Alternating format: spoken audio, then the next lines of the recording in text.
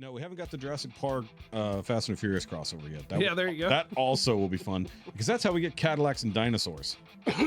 I would be on board for a Cadillacs and dinosaurs done by Universal, and you bring in the Fast and the Furious and the Jurassic Park guys. Awesome. Let's do that. And then Dino Riders. Why not?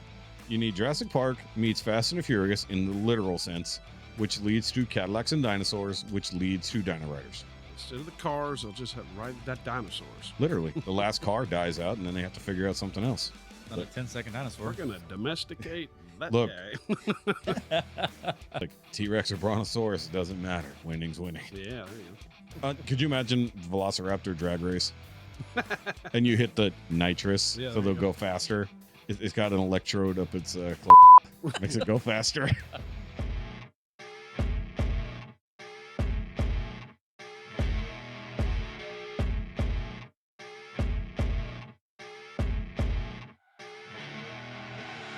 I see her rolling up, Uber black Cadillac, high heel boots, and a sexy body full of tats. There we go. Yeah, like I said, you can move it on that ball joint. So if you have to. I'll have to Gotta look. manhandle it. I have to look around now to. Yeah. See Sorry. you. Sorry. How you There's doing over there is a light Hiding? between you. I see a light at the end of the tunnel. It's Hellfire, boys. It's usually a train. Yes, it is usually a train. And speaking of a train, that was a train wreck of a Super Bowl last night, huh? Oh, God. I didn't watch anything of it, but I heard everything bad about it this morning. Mainly, I guess you're probably hearing more so about the halftime show. I did hear a lot about the halftime show with Kendrick Lamar. Was it actually that bad? I was in and out of it, so I didn't really pay much attention to it. I mean, it was on. I didn't really care for it. It was on. it was there. It was Yes. happening.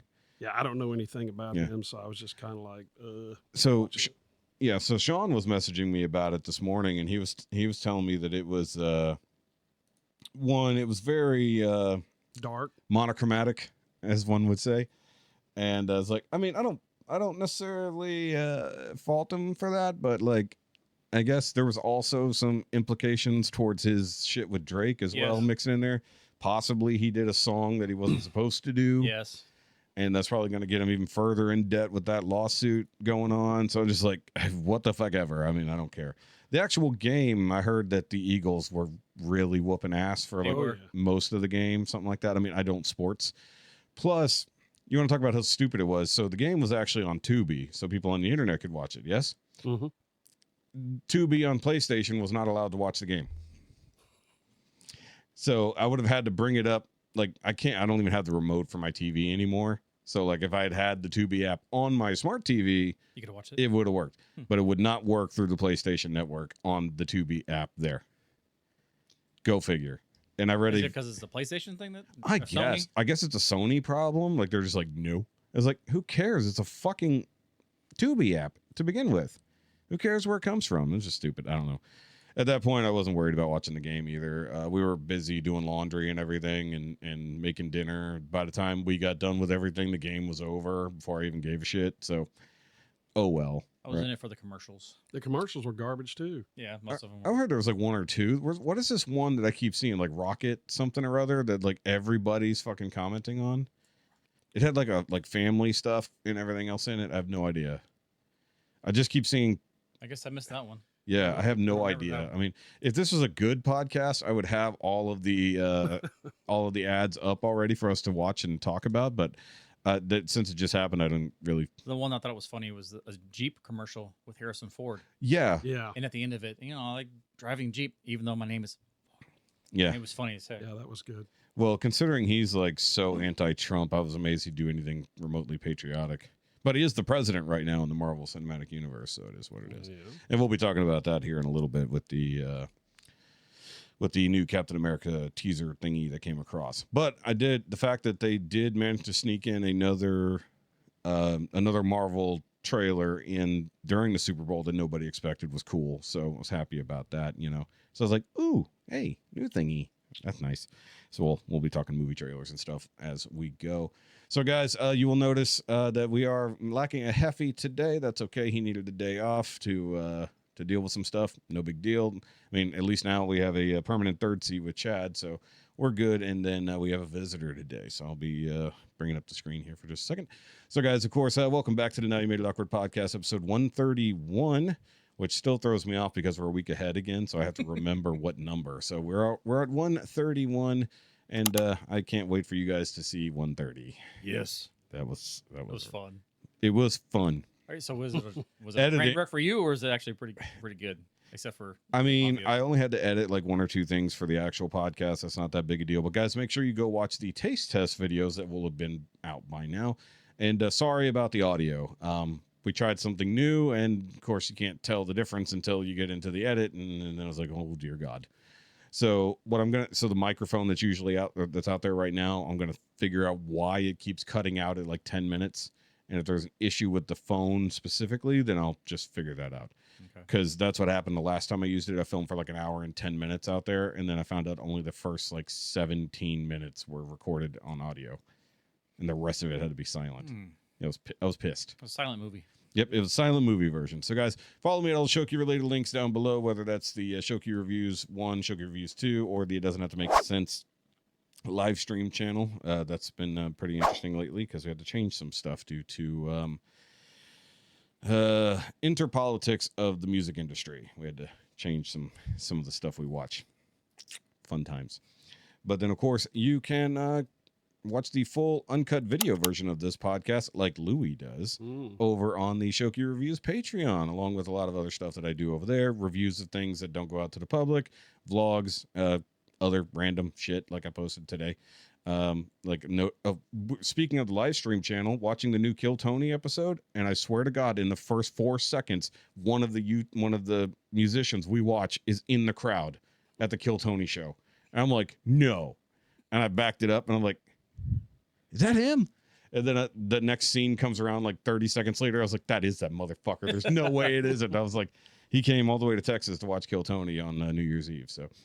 But, of course, guys, like I said, Heffy's not here, but I do have a Chato. How's it going? Filling in over there, the proprietor of C4 Graphics. I said it right this week. There you go. Yes. And see him for all of your advertising and signage and other merch and stuff like that. So if you need things printed, hit up Chad. And then visiting us today, his first time here in the Shoky Cave, good old Louie. Hello. And for those who follow the Shoky Patreon or even the Shoky Reviews channel, you'll know that he rescued me one day from the gas station, and we were already connected via the Bobby Skullface Patreon. Yep. So it's a very weird, small world that we live in, but he's a big Transformers nerd, and we'll find out a little bit more about Louie as we go through the show today. Is this your first podcast ever? Yep. Okay, so don't be nervous. It only tickles once. Oh. So should they follow you in anything? Nope. Okay, cool. But do you want to promote your business at all, or do you not care? No, it's weird. And Okay, it it's will fine. just lead to more questions. And It's fine. Yeah, it's fine. I'll just cut that out. Me, thanks. All right. But he does have a family business as it goes. So yeah, it's a little bit weird, because Chad's only been here for like a month, give or take. Yeah. And now we already have to have a guest as well. So it's a little bit wonky. So just coincidentally, Louie and I had lunch the other day, and we're like, hey, we need to get you on the show. I was like, when are you going to be available? We record on Mondays. He's like, well, I can take this Monday off. I was like, oh. And then I forgot we had something scheduled, technically speaking. We're in the middle of our Sandman reviews. Mm-hmm. And then Heffy's like, hey, I think I need to take Monday off. I was like, well, I already got Louie kind of lined up. Like, we'll just make this happen. Fuck it. Work, yeah. Heffy was supposed to send some shit in, but he has yet to do so. However, if you guys would like to send stuff in, where can they do that, Chad?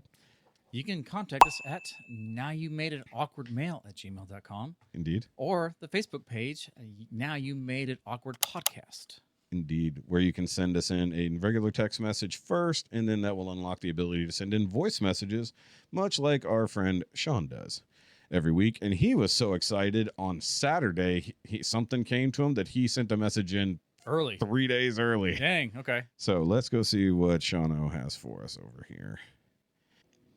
Question for the pod. All right, well, since it's getting close, so it's already over, I'm not real sure because I don't care, but who do you guys think had the best national anthem sang at the Super Bowl?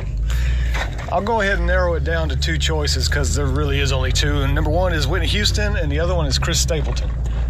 The one he just did? My vote is for Chris. I have never heard that mundane song sang with such emotion and was powerful. It literally makes you fucking proud to be an American to hear that song sang by that man. It's moving. Anyways, second question is, does anyone actually give a fuck about the Super Bowl anymore? I mean, We kind who of talked about cares? that already. You know what I noticed? Is that it's always the has-beens or the people who couldn't even play sports because they suck so bad that are so into it as an adults, or they overemphasize the athletic ability of their kids because they suck. You know what I mean? Does anyone else notice this besides me? Yes, the Super Bowl does still suck. Sorry, I had to realize I needed to plug in this. You disappeared. phone Uh-oh. because it gonna die otherwise. I can't. We're having technical difficulties. Nobody will notice. Well, the problem is I'm working around my monitor here, so that's fun. All right, so I guess the problem is with this first question is I don't know everybody who's ever sang it. Yeah, I was thinking the same thing. I feel like Carrie Underwood probably did it at some point. Maybe I should just pull up a Look it up. list. Should I just do a Googles? Yeah, do Googles. I'm gonna do a Googles. It's there in front of you. Yep, I have my Google machine here. I don't have to type Yesterday's, on the the computer. way they did can it, I knew it was going to be kind of the way they did it because where they're at. Yeah. I wasn't impressed. With the New Orleans. Yeah, you? they had to put their spin on it. Mm-hmm. You understand what they need to do or want to do, but I was just as for the national anthem, it needs to project. Here we go. Oh, Jeebus. All right. Comprehensive list. Only one or two, huh? That's a very short list. Where's the full list? I know that sounds awful, but like I hardly ever am there for the national anthem. I usually am screwing around, and then like when it's kickoff, I'm like, oh shit, and I run in there. You know, we're bad about that. Oh yeah, fair. Let's see here. Is this okay? This is not a list. What is this? Come on. Wait, no, national anthem perform. Oh, wait, Wikipedia might have the whole thing. Let's go look. There we go. Star Spangled Banner. As we had the actual.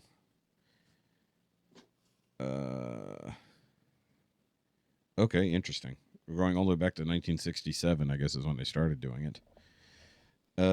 Pride of Arizona Michigan Marching Band was 1967. That's interesting. U.S. Air Force Choral Academy, whatever. Charlie Pride did it in 1974 Oh wow. in Houston. That's pretty cool. I mean, I got to get to one that Diana Ross did it in 1982. You know, also in the Silverdome or in the original Silverdome. Oh, where at? Silverdome in Michigan. Oh, okay. Barry Manilow apparently did it in 84. Let's see here if I can get to anybody. There's Neil Diamond in 87, Billy Joel in 89, Aaron Neville. Ooh, there's a name we haven't heard in a long time. Harry Connick Jr. did it in 92. That's crazy. Whitney Houston was 91. That was in Florida. Garth Brooks did it in 93. I didn't remember I didn't know that one either. Kathy Lee Gifford did it in 95. I mean, I knew she could kind of sing. I think she even had an album at some point. Wait, didn't Roseanne do it one time? That was not for the Super Bowl. That was World Series, I think. Ah, okay. It was actually in the Astrodome. I remember that. But she did not do it for the Super Bowl. Okay. I knew it was something. Yeah. Vanessa Williams did it in 96, Luther Vandross in 97, Jewel in 98. I feel like that would have been pretty solid. Faith Hill did it in 2000. The Backstreet Boys did it in 01. That had been good. Beyonce in 04. Oh, that's here in Houston. So that's the second one. So it's another. Is that the only time we've had it here in Houston? No, it's three. 3? Okay. Yeah, Well, I mean, in the I new confirmed stadium. that The new stadium, at least. I mean. twice. 04 was shortly after it was built, Yes. and then there was 17. Okay. Okay. Oh wow. In 06, they had Aaron Neville and Aretha Franklin do it. That's cool. Billy Joel again in 07. Jordan Sparks, like anybody remembers who Jordan Sparks is, sadly. Jennifer Hudson in 09, which makes sense. She was massive back then. Carrie Underwood did do it in 2010. I'm going to go ahead and say I think that was a really big one. Alicia Keys in 2013. I think I remember that one. But the hard part is like remembering the national anthem versus remembering the halftime show. Yeah. Like everybody remembers the performance at a halftime show. You could, you could, Louie. Sorry. It's okay. Idina Menzel did it in 2015. I assume that's because of Frozen. Lady Gaga 2016. And she did something in the pregame this year. Yeah. Pink did it in 2018. Gladys Knight did it in 2019. Demi Lovato, who gives a shit, in 2020. Eric Church and Jasmine Sullivan in 2021. Mickey Guyton 2022. Chris Stapleton 23. Reba 24. And John Batiste did it this time? Yeah. That was that guy on the piano. Yeah. But I heard I've seen that guy perform another song that I really enjoyed, and he did a horrible job at it. But I guess it was because he was interpreting it. So how was it this time? It was very Louisiana-esque. Okay, Yes. that makes sense. Yeah. You know what? I don't know. But I guess if he's asking specifically for Super Bowl performances of it, it's going to be real hard to narrow down. I'm going to just go with Carrie Underwood because that's one I can remember.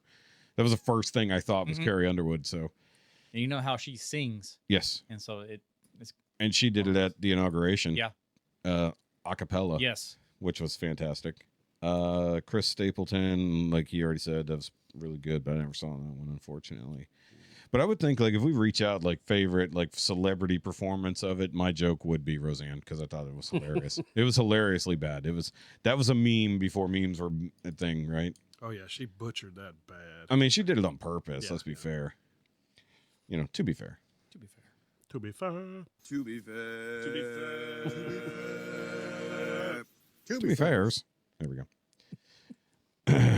just a few more weeks. Just a few more weeks and I can watch Shorzy.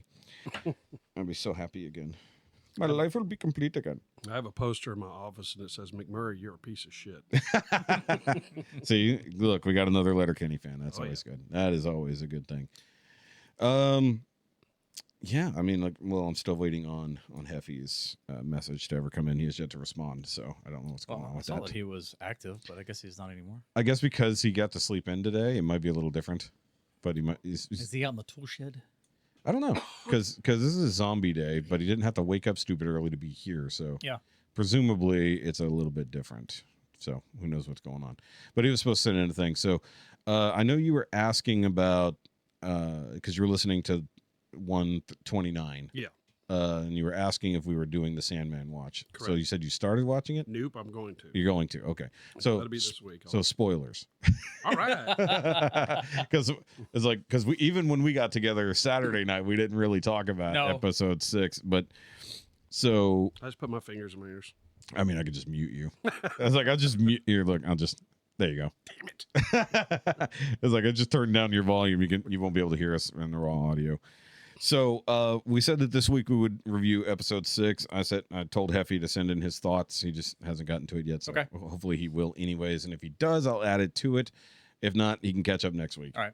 So here, I'll just go to me and Chad here. It's like, Louie, just sit there and play with some Transformers. I'll put on my thumbs over Here you go.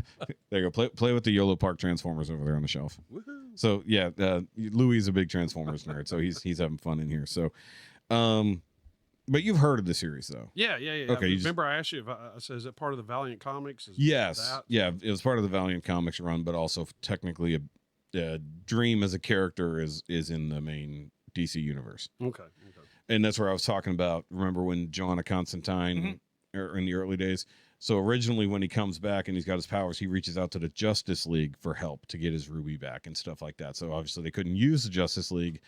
And in fact, in episode 7 is the first time we see any Justice League characters at all, and they're in toy form. So I rewatched episode 7 this weekend. But episode 6, fucking phenomenal It was episode. awesome, yeah. Okay, so let me ask you this. You already started watching ahead. How far ahead did you watch? 7. That was it. Okay, so you got 2 of the new arc. Yeah. Okay, good. Okay. So, I didn't want to go too far. yeah, episode 6, The Sound of Her Wings. Yes. We get introduced to 2 new characters, my 2 favorite characters from the entire series. We get introduced to Death. And then someone else as we get to it. Yeah, we got to do this as a thing. Okay. So because Dream is one of the Endless, he is an anthropomorphized idea of dreaming, death, of course, precedes him because death existed before dreaming did. So his big sister, Yep. as it were. I just love the fact it opens up on him feeding pigeons On the bench, on in the park. bench in Yes. a park, feeding some pigeons. It's like just literally this god just sitting in the real world, fucking around, just feeding some pigeons. And she walks Looking up on at him. that. What are you doing? Yes. Just feeding some pigeons.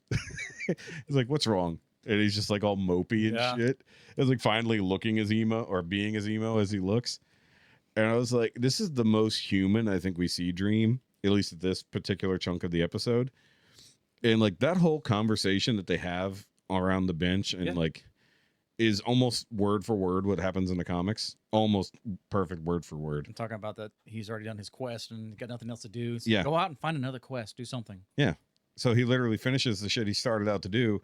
And mind you, the funny part is it's also speaking to us in the fan base watching it because that was the first arc. Mhm. So it's like, okay, where do you go once the first arc of the story's over, but the season isn't over? So it's like talking to us too in the same way. It's really kind of funny. And she literally like, you're fucking stupid. And he's like, what? It's like, moron. He's like, just pick yourself up, go do the thing. He was like, go find a new quest, go do whatever. And at the same time, we get introduced to Franklin, a guy playing soccer in the park. I'm sorry, football in the park with his buddies. And he gets introduced twice in the same Yeah. way. One's the soccer ball flying at Dream's head, and he catches it without looking. He's like, wait a minute. It's like, nice catch. Yeah. And then Death does the exact Same thing. Yeah. And he's like, Yeah. oh, nice. Yeah, when I saw him come in and her talking with him, I was like, this is not going to be good. Yeah. Well, yeah, that was great. That whole line there. He's like, oh, hey, can I get your number? And he's like, oh, we'll see each other again soon, Franklin. And then she walks away and he, wait, how did you know my, and then she turns around and they're gone. It was like great. That's some fantastic foreshadowing in that part of the episode. But I do love the idea that he comes over there and he's like, oh, hey, you're just as good as your friend here. So this is not my friend. It's my brother. Yeah. And he's stupid. Or he's an idiot. But yeah. She says he's an idiot.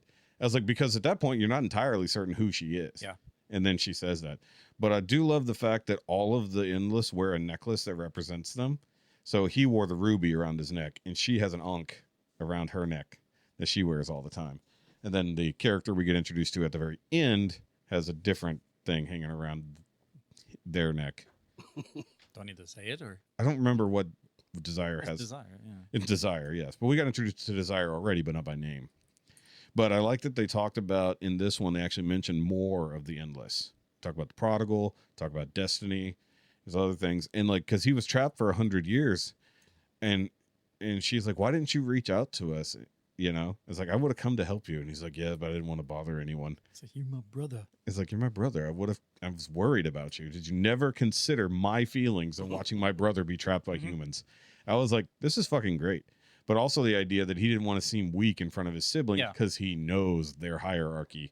And he's like, if I show any fucking weakness, because, oh, that's right. When he first goes back to the dreaming, Lucienne's like, why didn't you reach out to anybody else, to your siblings? Like, oh, I'm very certain my siblings knew what happened to me. And they just let him rot in that prison for 100 fucking years. I'm sure Death would have helped, consider. Yeah, I would think that would But have been the case. Death was supposed to be the one trapped in the Yeah. first place. And so that's why it would have been even more guilt. It's like, she should have jumped in there to fucking help.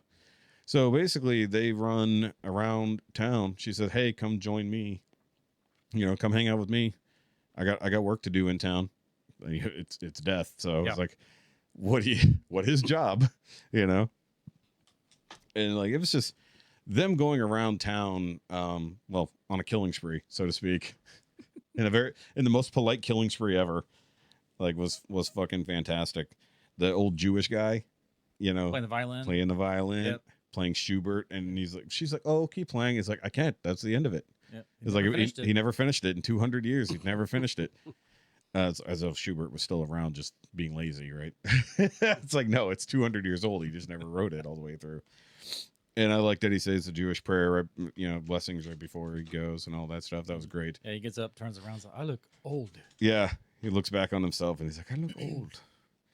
And then they move on to several other people, including the most unfortunate one. Yes. Yeah, the baby. The little one. The Yeah. little one. They walked in like, no. Yeah, they walk into the house and you hear this woman laying a baby down and getting ready to feed it. And you're like, oh, they're going to kill the mom? Oh, shit. And then, no, she goes to the crib. Yeah. And you're like, See, I was thinking the same thing. I thought it yeah, was going to be the mom. it's going to be the mom. And no. It was the baby. And then she talks to the baby and says, yeah, I'm sorry. That's all you get. You know, it's like sometimes that happens, talking to the baby, you know, 'cause she can communicate even with the people who are dying. Oh, wow. And the whole time they're talking about this whole concept of like, what is our purpose? Because Dream doesn't know what his purpose is anymore because the dreaming fell apart without him being there. And Death has a purpose. Actually, all of them have a purpose. And she's like, our function, it's like our function's not our purpose. Our purpose is our function. Basically, like we serve humanity. We are above them, but we are servants to them. It's like you create the dreams so that they have somewhere to go in their sleep. I'm there when it's their time to go and carry them on to the next plane. And she says she'll be there until the very last. Yeah. When the last living thing dies, I'll lock up everything, turn the lights off, and That's it. check out for the next universe. And it's like, wow. Like, that's a hell of a way to put it. Mm-hmm. And then she's like, people are happy to see you and enter your realm. No one's ever happy to see me. And this is Dreams? This is or Death? This is Death Yeah. is saying this. Death is like, nobody's ever asking for me. No one's ever happy to see me. So she actually dealt with it and actually thought about quitting being Death like centuries before that because everyone is so depressed and upset when she shows up. And then when she realized her purpose was to be there for someone in their last minutes, and she's not doing it alone, she's doing it with them. It changed her outlook, and now she like is kind and gives a smiling face and a kind word as people are passing on to the next world.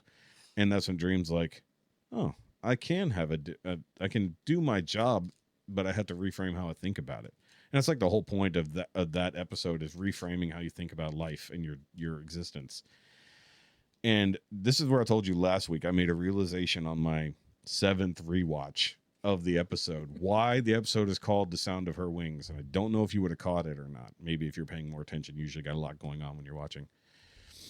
Whenever she takes someone off, Dream usually turns away and you see a shadow of flapping wings and hear it. I had never seen it or heard it. Really? Never had seen it or heard it until that moment. I was like, wow. I was like, because it's always at the edge of the screen. Yeah, she's giving them their wings and they're well, it's her wings. Yeah. She's flying them to the next realm because she's the angel of death.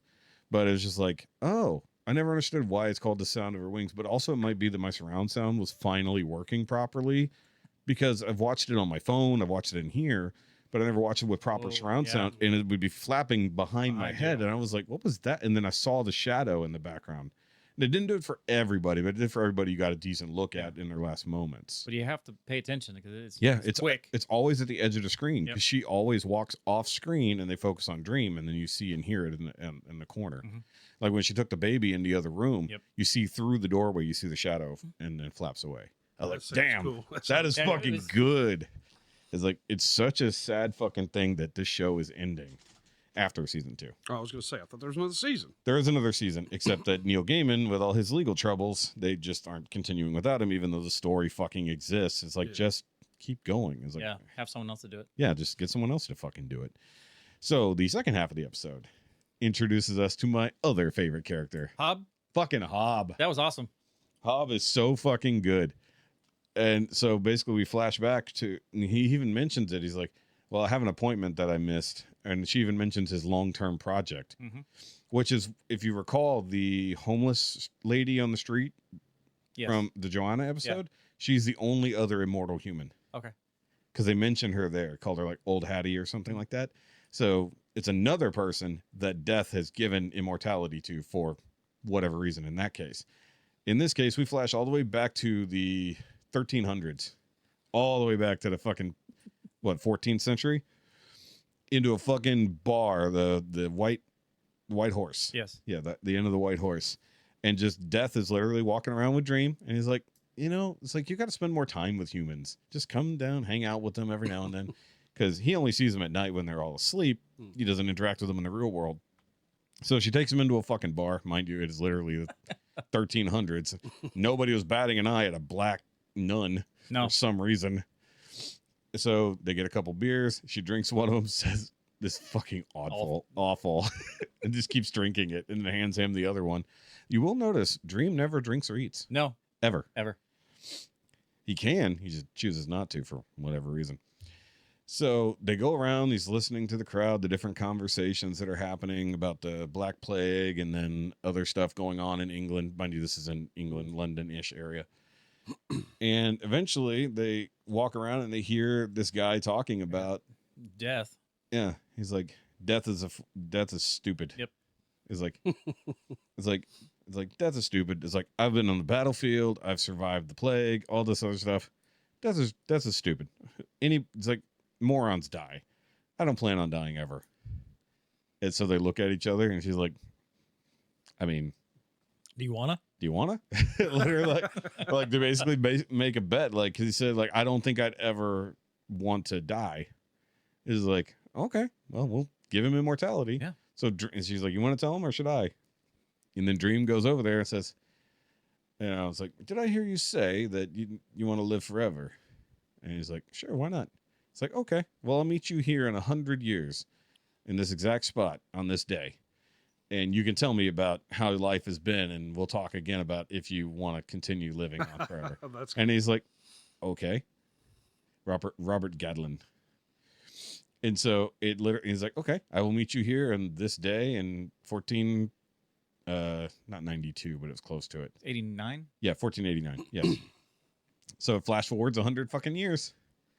He pops in there. And he's like, Does he look the same and everything?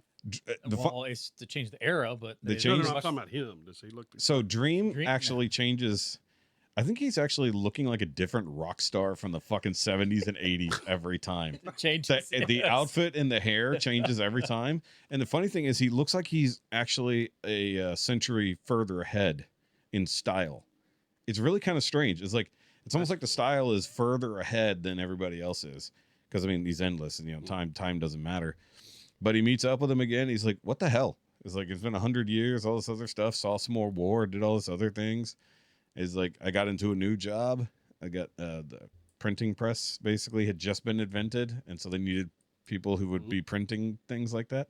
Was this the Shakespeare? No, Shakespeare was later. Next one. Yep. The next one.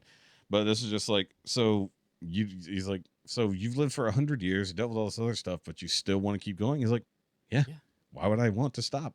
He's like, okay, I'll see you in another 100 years. So jumps ahead again. Now we're in the 1500s, and now it's when he's rich as fuck, right? Yes. So he managed to get in some good shit, fucking realize how to play the game, and now he made himself stupid rich, got a lordship, has a wife, a kid, and like even had the queen stay over at his fucking mansion and shit like that. And he's got like the big head table at the bar with everything you can possibly have. Oh, damn. And he's waiting on Dream to show up. And so they're talking about all this stuff, and he's like, I love the major style change there, where he has like the goatee, the pulled back like gentleman's hair, the really nice fucking get up and all that very stuff. Colonial. Very ways. pre-colonial, yeah. And then they hear this guy talking in the corner. Yep. William Shakespeare. And so he starts spouting off about an idea of dreams and things like that. And so Dream's like, hold on, I'm gonna go talk to this guy. So he basically goes over there, leaves Hob at the table with all his stuff, and goes and fucking basically sets up William Shakespeare to become who he becomes. It's actually really fucking cool. I was like, huh. I was like, and talking about the idea of what dreams may come, Midsummer's Night Dream, all that kind of stuff. So basically, like he sets up a deal off screen that basically in his dreams, he will help him be a better playwright. He will start giving him the ideas that he would eventually write down for all his plays. That's cool. I was like, neat. Yeah. And then we jumped to the next century. And he is broke. He lost everything. They tried to burn him they tried to drown him as a witch because he stayed in the area too long, and they realized he wasn't aging. Yeah. His wife died in childbirth along with that child. His oldest son died in a bar fight, so he had no family left. They stole everything from him because he stuck around for like an extra 40 years without aging. So they said, fuck it. They tried to kill him, took all his shit. And he basically was destitute forever. But this is the first time Dream beat him to the bar because he was just homeless, streetless, and whatever. Probably didn't even know what fucking day it was. He comes in, goes immediately for the food, and he says, "Do you know how hungry a man can get when he won't die?" Oh, shit. So literally, he hadn't eaten in so long, he should have long since died from it. He's filthy. He's wearing rags. And he's like, and then what does he say? What is Dream? Yeah. Do you still want to do this? Or do you want to end it or whatever? Yeah. He's like, are you joking? I still want to live. No, what he says is, I've hated them every minute of the last 80 years. And he's like, so do you still want to live? And he's like, are you joking? Of course. Dying is a mug's game. They've got so much to live for. It's like, even though the last 80 years have been the worst shit, and he literally has been on the verge of death but can't die. He's like, fuck it, it's going to get better. It has to. Because he's been watching technology evolve for the last 300 fucking years at this point. It's like, so he's like, look, we just keep getting smarter and cooler shit keeps invented. This part sucks, but fuck it. I want to see where this goes. He's like in his own like choose your own adventure fucking novel. It's just called The World. Yeah. And Dream smiles. He's like, huh. It's like, I was wrong about this human, basically. He's like, okay, cool. Next 100 fucking years. We're up to what, the 1700s now? And that's when he didn't show up. No, that was the 1800s. He didn't show up. 1700s was the last time he made it there. Oh, no, I'm sorry. So he comes back in the 1600s, and then that's when they get interrupted. So that's where he had just gotten into the shipping game, where he's... You're right. He's in the new trading with West Africa. And if you know what was traded out of West Africa in the 17th century. And they're already getting... Yeah. So they're taking cotton and everything from the Americas, taking it over to Africa, trading it for people, and then they get shipped out across the world. And he's like, I think you better find a new trade. And he's like, oh, for the first time in 500 years, you're giving me advice. And he's like, and he just stares at him. And he's like, I'll think about it. It's like, this guy, this clearly other immortal, powerful being, whatever he might be, literally just said, hey, you should not be enslaving people. Yeah. And he didn't mince words. He literally said one man should not be enslaved to another, of course, being prophetic in his own shit. Yeah. And then they get interrupted. By who? Constantine. Yes. The previous John Constantine. I was going to say, they've been watched. There's already a sketch and everything of them. There was these people. Yes. So she because she's like a supernatural hunter type person, so she found sewn inside the coat of a dead man a drawing from 200 years earlier of one of their meetings. Oh, wow. The Wandering Jew and the Devil. That's what they were called. He was like, I'm not Jewish. And yeah, it's like, I'm not the devil and I'm not Jewish. And mind you, they're both dressed like super prim and proper. They have like the private room at the bar. So like her and her goons had like paid their way to get in and around. Because like the bar owner is like, we've heard weird shit about this. Mind you, it's still somehow the same bar 500 years on. It's been built upon, it's like got an inn and all this other stuff. It's not like basically a mud hut anymore. It's full on woodwork. And like they're talking about all this stuff. They clearly have been sitting and bullshitting for a while. And she interrupts and she's like, you're going to make me immortal. And he's like, no, I'm not. So they attack. Her goons go to attack him. Hob jumps up, beats down both goons, and Joanna picks up the knife and goes to stab Dream for, sure, the thing you just called a devil. Yeah, let's go ahead and pull a knife on him. Yeah. So he pulls out his defense, which is... I guess I don't remember, no. The nightmare. His sand. Oh, okay. So he does put her into a nightmare, but basically haunted by a ghost that she just keeps coming back to. So he like traps her in a fucking dream of encountering this ghost of whatever it might be. Oof. And now Hobbs like, what the fuck are you? Like, who are you really? And he's like, well, now that people are on to us, maybe we need to be careful about what we do when we come here. So that's when they meet again in the 1700s. Ew. That was lunch. Sorry. And this time he gets met at the door of the bar by, I forgot what they call her, something Lou, Luscious Lou or something like that. And she's drunk as fuck. She's basically telling him, like, hey, I'll let you in. I'll suck your dick for a drink. And then he's like, no, I'm good. And then she starts cussing at him. And so Hobbs comes up. Hob comes over, throws her a coin. She goes to the fucking bar. And then he's like, yeah, everybody calls her the hospital. And he's like, why? Because if you fuck with her, you're going to end up in the hospital. Or she's probably going to end up in the hospital because she's going to get beat up by somebody, less than whatever. And then Dream just casually drops all the horrible shit that has happened to her life. So, like, she was raped and impregnated by her uncle at a young age and then abandoned. And then everything else had just gone shitty in her life. And he's like, how do you know everybody, don't you? You knew Joanna Constantine, you know Lou, all this other stuff. And he's like, I was like, who are you, basically?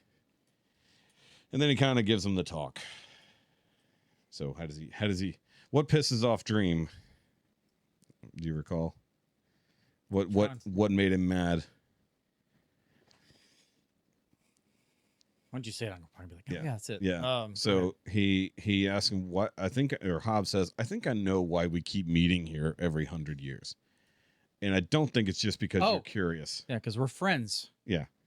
And companion. And then Dream just gets pissy. What? He's like, you dare. You dare say that a being such as I would need companionship as a thing like you. And so he's like pissed off that a human would just basically, and then Hobbs backs off for a second and he's like, yeah, I think you're lonely. Ooh. I think you and I are friends and you come here for that. And then he's like, I will prove you wrong. It's like, so he just leaves. And then Hobb yells at him, he's like, okay, but I'll be here in 100 years. And if you show up, I know it'll be because we're friends. It is like he's yelling in the street, the rain, the quintessential argument situation. It's raining, standing outside in the street.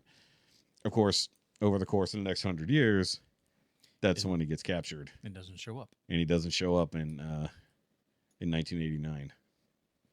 So that would have been 1889. Yep. Yeah. So that was 1889. So 1989, he doesn't show up. I do love the fact that he pulls up in that fucking nice Porsche Cabriolet. It's like, and he's got like the fucking brick cell phone and all this stuff. So clearly he's still got money even in the 1900s. And then unfortunately Dream doesn't show up. And then he finds out that the white horse is being torn down to be replaced by fucking apartments. Oh man. It's like, yep, if you got enough money in this world, you can, say fuck off to history or whatever he said, basically. Which is weird because he knows that. He's been around for fucking 700 years at this point. Mm-hmm. I guess 600. So Hobbs like, well, shit, he fucking stood me up. I guess we're not friends. And then he's also like, well, hell, if the horse isn't going to be here anymore, how's Dream going to find me if he does decide to come back? And at this point, we go back to current day, which is in 2020 something. And Dream standing outside of the condemned building, and it's all bricked off, and they got a border or barrier around it, stronger than the southern border. And it's not, and he's like, well, shit, I can't, not only am I late, but I can't fucking meet him now. And then there's a spray paint that says the new inn with a red arrow going around. And he's like, does his super slow walk as usual. Mm-hmm. Oh my God, this man is never in a hurry. He literally, no joke, like as slow as I'm moving my fingers, that is how Dream walks. And he walks over to the inn.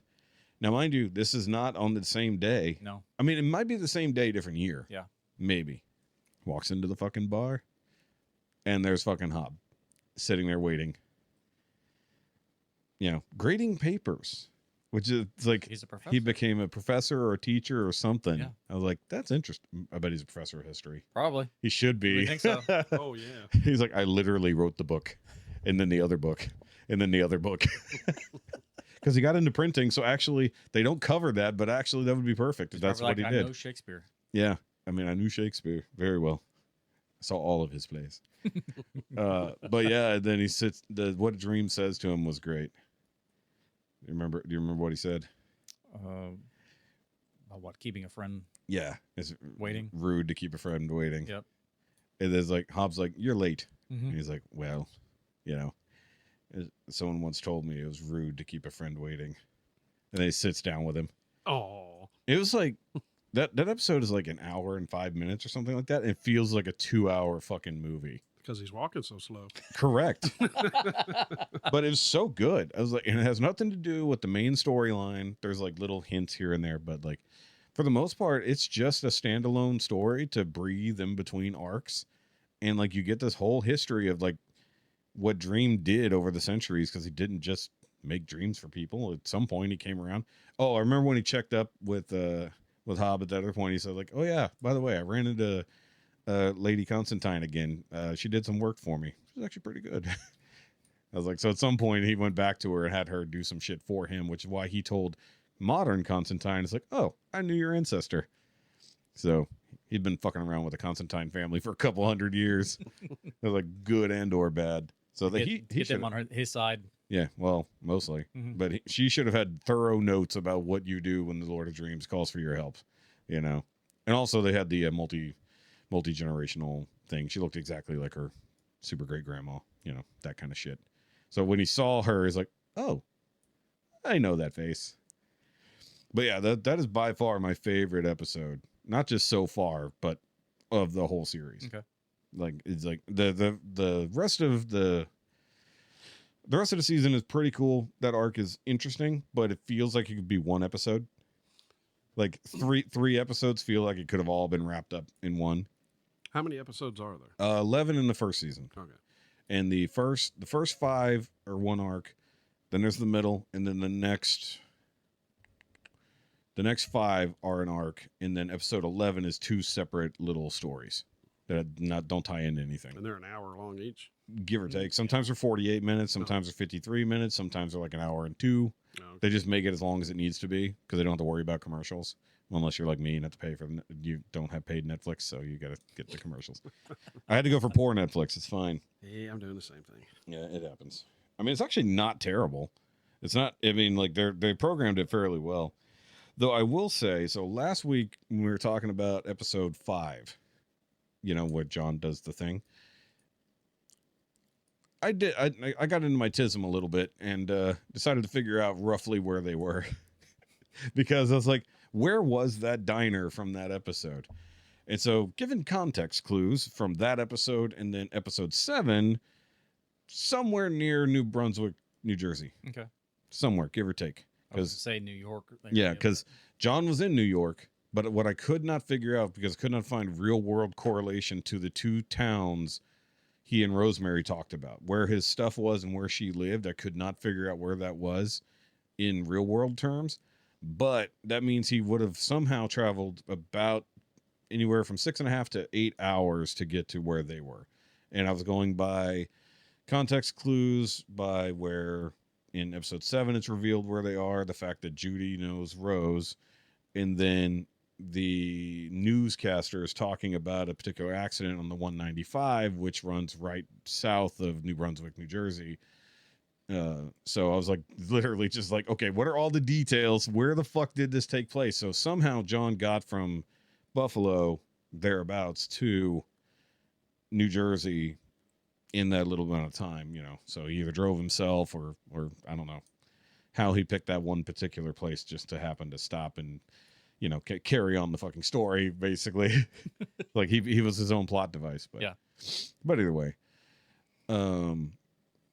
so your overall thoughts? Mine are pretty easy. Of the show, Just so far? episodes. The show so far. The In first episode 6. the first half, and then episode 6. Oh, I mean, I've liked it. Like I said, when I sit down, he always said, "You just make sure you just watch 1 or 2. Yeah. Don't go on ahead of it." And of course, I went on ahead and started watching more of it. Yeah. It's that good. Yeah. The first one, you watch it like, damn. Then you get into it. It's really Yeah. good. Yeah. 6, I agree, was great. Yeah. The way it was done, and it was awesome. Two half stories for one episode, and then like without having the tie-in already with spending all that time with Death, the back half wouldn't have mattered, you know. So she's just our little like carryover. Like if we introduced Hobb already, we wouldn't care as much as the way it was set up here. Just really nice storytelling. Yeah. Then you got the 2 at the end, still plotting to try to Yes. get rid. Yep. So I'm like, what do they got against him so much? they all like it. Well, it's Desire for one. Desire and Despair. Yeah. So they're twins. Yeah. So despair. Not identical. That's all I can say. Nope, not so much. And actually, the good thing, like despair is actually played down to the comic book counterpart. Like it's actually supposed to be like a super grotesque naked woman cutting herself open with those hooks. Ugh. Yeah. So, because you started episode 7, so you know about despair. Because in episode 6, you don't see despair; you just see desire. And so every one of them have that room where they can contact the other ones. So that's not just in Desire's weird home of herself. Hey guys, Editor Shoky here. In the future, I'm going to go ahead and insert Heffy's thoughts on the episode because, of course, he wasn't present, and then it took him a few days to get around to sending this message in. It's no big deal. That's why he had to take off. You know, some personal stuff to take care of. So he sent in his thoughts real quick, and I wanted to include it right here. And I'm trying to find the best place to put it. And it's like, okay, before we start a new conversation, I'm going to throw it in right here. So this is Heffe in his own form of a parking lot report. I just finished watching episode 6 of Sandman, and it's by far one of my favorite episodes so far. It seems the first half of the episode was about giving an aimless and somewhat lost Lord of Dreams perspective. During a visit from his sister, Death, Reaper, Angel, whatever you may want to call her, he was reminded that life and death are part of the same coin. After multiple visits claiming lost souls with the sister, he was reminded that he is in fact not alone and does not have to do this by himself. In the second half, we get to meet the Deathless Man, Hob or Robert, or whatever he was going by that century. Not an immortal, but an experiment dreamt up by Dream and his sister. Morpheus wagered that within 100 years he would be begging for death. And after meeting century after century on the same day, the Deathless Man still has the same zeal for life. That whole series of meetings culminating in a meeting with Lady Constantine and a small bout of fisticuffs with her henchmen. Overall, the episode was nicely wrapped up with Morpheus meeting his friend in modern times and apologizing for being late due to his captivity. We get yet another insight into upcoming episodes with Lust or Desire, I can't remember which, lamenting the fact that her brother was once again free of his confinement. Who knows what mischief they may manage later. See what happens when you give me time to actually think about shit? I end up talking entirely too much. Y'all have a good show, guys. We'll see you next week. Sorry for giving away too much. It's fine. He Hey, won't. it's making me wanna watch it. By the time he gets there, he probably won't remember everything he said. that's true, Yeah. too. I mean, until he rewatches this episode on the Patreon next Monday. That's when I'm starting the show. Exactly. So this is our companion to the show, but it does make me sad. Like I hope they do as good a job with season 2 as they did with season 1, because like it should be the same creative team. It's going to be the same actors that all matter. Well, except all the ones who carrying on, obviously. So Lucifer, Desire, Despair, all those come into play because that's how that plot keeps going forward. I do think we get more of the other endless as well, because I think somebody mentioned Destiny. Like Destiny could have fucking told you. Lucienne told him, reach out to Destiny. Destiny can tell you where your stuff is. He's like, I'm not bothering with Destiny. It's like, because Destiny literally has the book of everything. So literally just like, what is the future of this? It has the details of everything that happened and everything that will happen. Mm-hmm. So he could have literally gone to Destiny, his own brother, and been like, hey, where the fuck is my stuff? And he's like, mm. So like the Endless don't get along. That's why when they talk about having a family dinner, like considering the prodigal is missing and he was missing. And then I think he said somebody else didn't show up as well. But he's like, yeah, you could tell which ones were happy about you not being there. It's like clearly the ones we know about. But they are all like, because I always forget all of them. It's Death, Dream, Destiny, Desire, Despair, Prodigal, and there's one more, but I can't remember that one's name. Because Prodigal is the only one that doesn't have a D name. Yeah, so it's another one with a D. I forgot what it is. But I don't know if we'll get all of them by the time the show ends, because if we get 11 or 12 episodes in the next season, which I don't know how many we're getting, but Should be good. I do like the more it goes on, the more I like the guy who plays Dream. I think his name is Tom Fitton. He needs to cheer up. I mean, He's just talking. he always talks like this. Well, I mean, it gets better. It does get a little bit better because it gets a little bit more lively with stuff that happens in like episode, tail end of episode 7 or episode 8. He has a moment where he's actually like thinks something is funny, and he almost laughs. And I was like, okay, like seeing Dream actually interact with people and him like not just be super serious is actually kind of cool. Well, again, coming from being in prison for 100 years, Yeah. you can't be very happy, so he's got to be careful. Yeah, which is why he needed to spend time with Death, because he was still very disillusioned with humanity. Like he doesn't even want to serve them because like his job is to give them dreams and nightmares. And after being imprisoned by one of them for 100 fucking years and effectively tortured, whether that's literal or just by being lonely and cut off from his power and everything he knows, he's like, fuck it, I don't want to work with these people. I don't want to do that. So spending that day with Death, being reintroduced to humanity and learning to care not only about the job, but his function, you know, he's like, you serve a purpose. Well, you figured he'd come out and just give everybody nightmares for 100 years to pay him back. Well, once he got his powers back, he kind of considered that, but it just is what it was. As I say, you're not far off. Well, You know what I mean? well, in his absence, things were bad. Yeah. There's a sleeping sickness where people basically could not wake up. Oh, shit. Yeah. So for 100 years, there were some people in England that could not wake up from a dream. They were just stuck in it. And then some people who couldn't sleep. Yeah, I was going to say that would be the other side. Yeah, the other side of it. So, I mean, like, it affected the world, not just his bullshit. And then the dreaming itself as a reality broke apart, which you'll see, as you get into it. And so he basically has to rebuild the dreaming and then, care about humanity enough again to do his fucking job, because he not only has... it kind of would have been funny if he got like a Pokemon type story where he has to go catch all the dreams. He's the dream Gotta catcher. catch him all. Actually, it'd be more like card captor Sakura, going way back, where they've all the fucking tarot cards have escaped. She's got to go find them all and bring them back. That actually would be hilarious if that's what he had to do. He's like, God damn it. And he's like having to wrangle certain dreams from certain places. Actually, that would be a pretty fun series. Yeah. Because it'd be so slow. Because, I mean, like, he's pretty good at wrangling the ones that did get away. It's usually just sand-based attacks. He takes pocket sand to a literal pocket sand. That's his actual power. So either way. Yeah, I've been thoroughly loving the rewatching.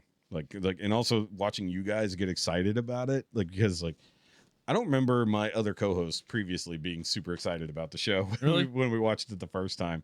I mean, like, liking it, but not being excited about it. Like, and that was 4 years ago. I mean, well, almost 4 years ago when the show started. I like a good show. And considering it is so old, it's like, yeah, it's like compared to some of the garbage that's on streaming services now. Yeah. Like, what do you tend to watch, Louie?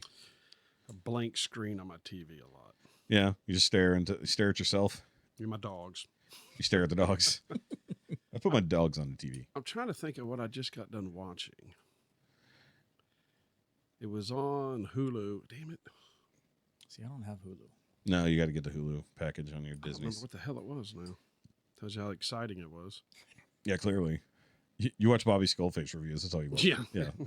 Bobby, You don't have to Emgo. watch that. You just, Yeah, you listen. Emgo's annoying. I used to like Emgo a lot. I just can't stand his little figure that he comes up with and actually Mascot? How dare you? stupid, and then How dare you? How dare you disparage Mascot? It's like fingernails on chalkboard. It's true. But I love the skits that he does with the Transformers. I like to watch the way he can, Yeah. the way he transforms them, because I'll get stuck and I'm like, well, He's pretty and informative. he's really good at that. Yeah, don't watch Bobby if you want to learn Transformers. Oh no, I did that with the Ultra Magnus, and I Yeah, almost- bad idea. yeah, it was. So, let's talk about you for a little bit, because you are new here. So, like, what are all the things that you're into? What is your nerdology? Oh geez. What's your nerd spectrum? Here lately, it's just been Transformers. I've been like buying the IDW comics and all that stuff. I was into the Robotech stuff for a while. Mhm. I'm trying to think of it. Star Wars. I was into Star Wars. I'm one of the weird ones that I like Star Wars and Star Trek. Like everybody. I mean, that's me. yeah, that's everybody both of was us. always like either or. I'm like, I mean, you know, all my Star Trek ships are in there. They're buried in the closet. I don't have anywhere to display them. I just like sci-fi, so Yeah, I yeah. like both of them. So Yeah, it you doesn't can bother me a bit. Yeah, it's like which star do you like better, Gate, Trek, or Wars? All of them. Oh, there, There goes. We knew it was going to Like- die eventually. All right, hold on. Yeah, I just forgot about Get it on there. Stargate. get it on the cold shoe. We went to the Brick Fest the other day, Yeah. Tell me about that. and they had the Stargate, Stargate, Mhm. and it was pretty cool. They had like a ramp up to it and everything, and they showed the people walking up to it, and then on the other side of it, you could see the guys coming down the That's stairs. And tried my eyeballs. It's fine. I'm getting a message on the back of the phone. Oh, ignore that. Okay.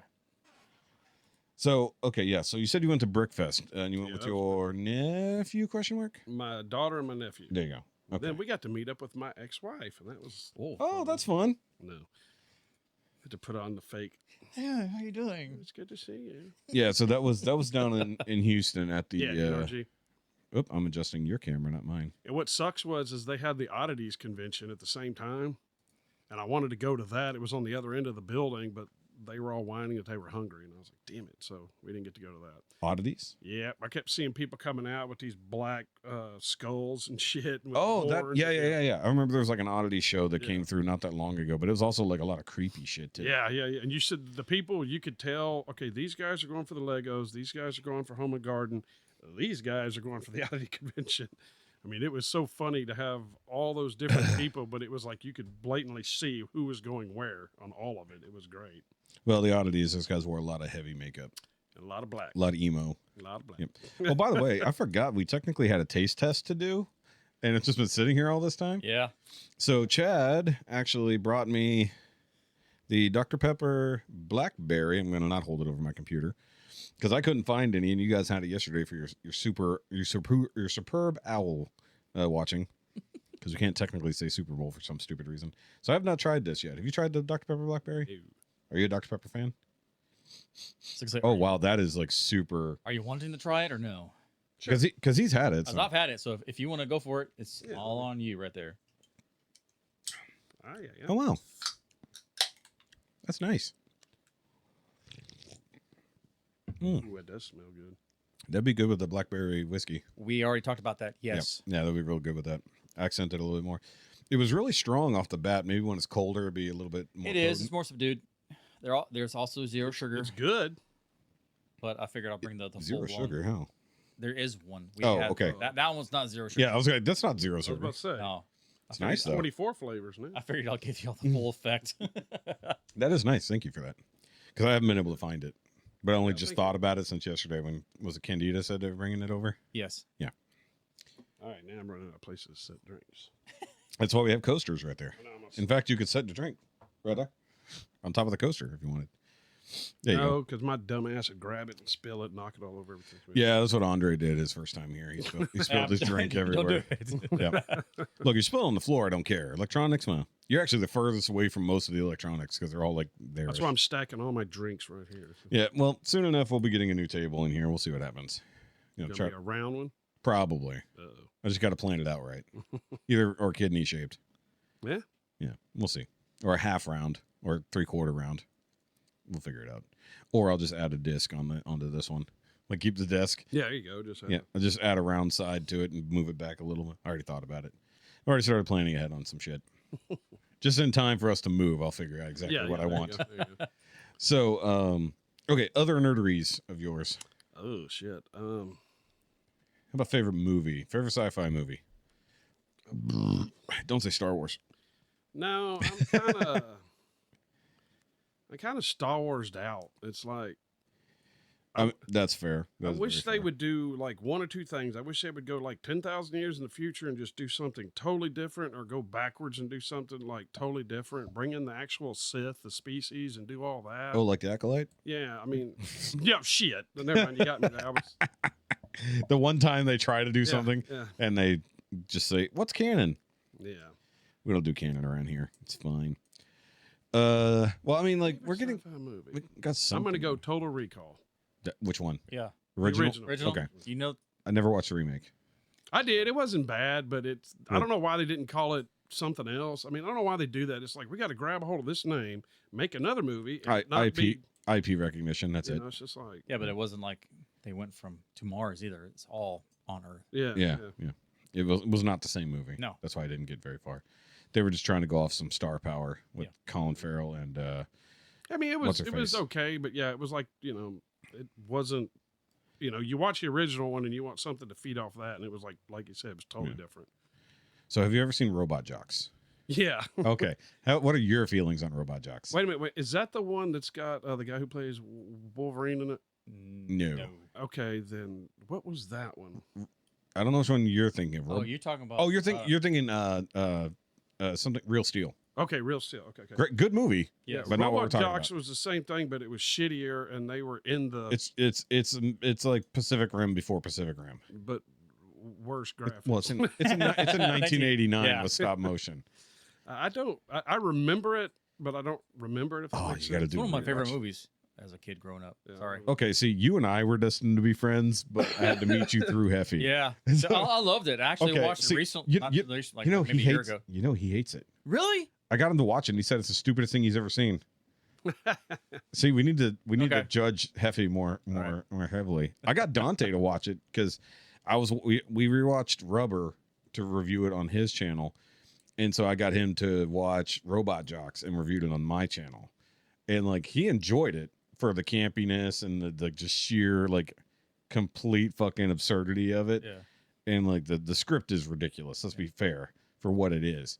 But it's a lot of fun. But even to the point that Guillermo del Toro references it while he's creating Pacific Rim. Like he loved that show. He also loved Evangelion and Gundam. I love the Evangelion stuff. So like all the big robot fighting stuff he loved. That's why he wanted to make his own big robot fighting stuff. That's why he made Pacific Rim.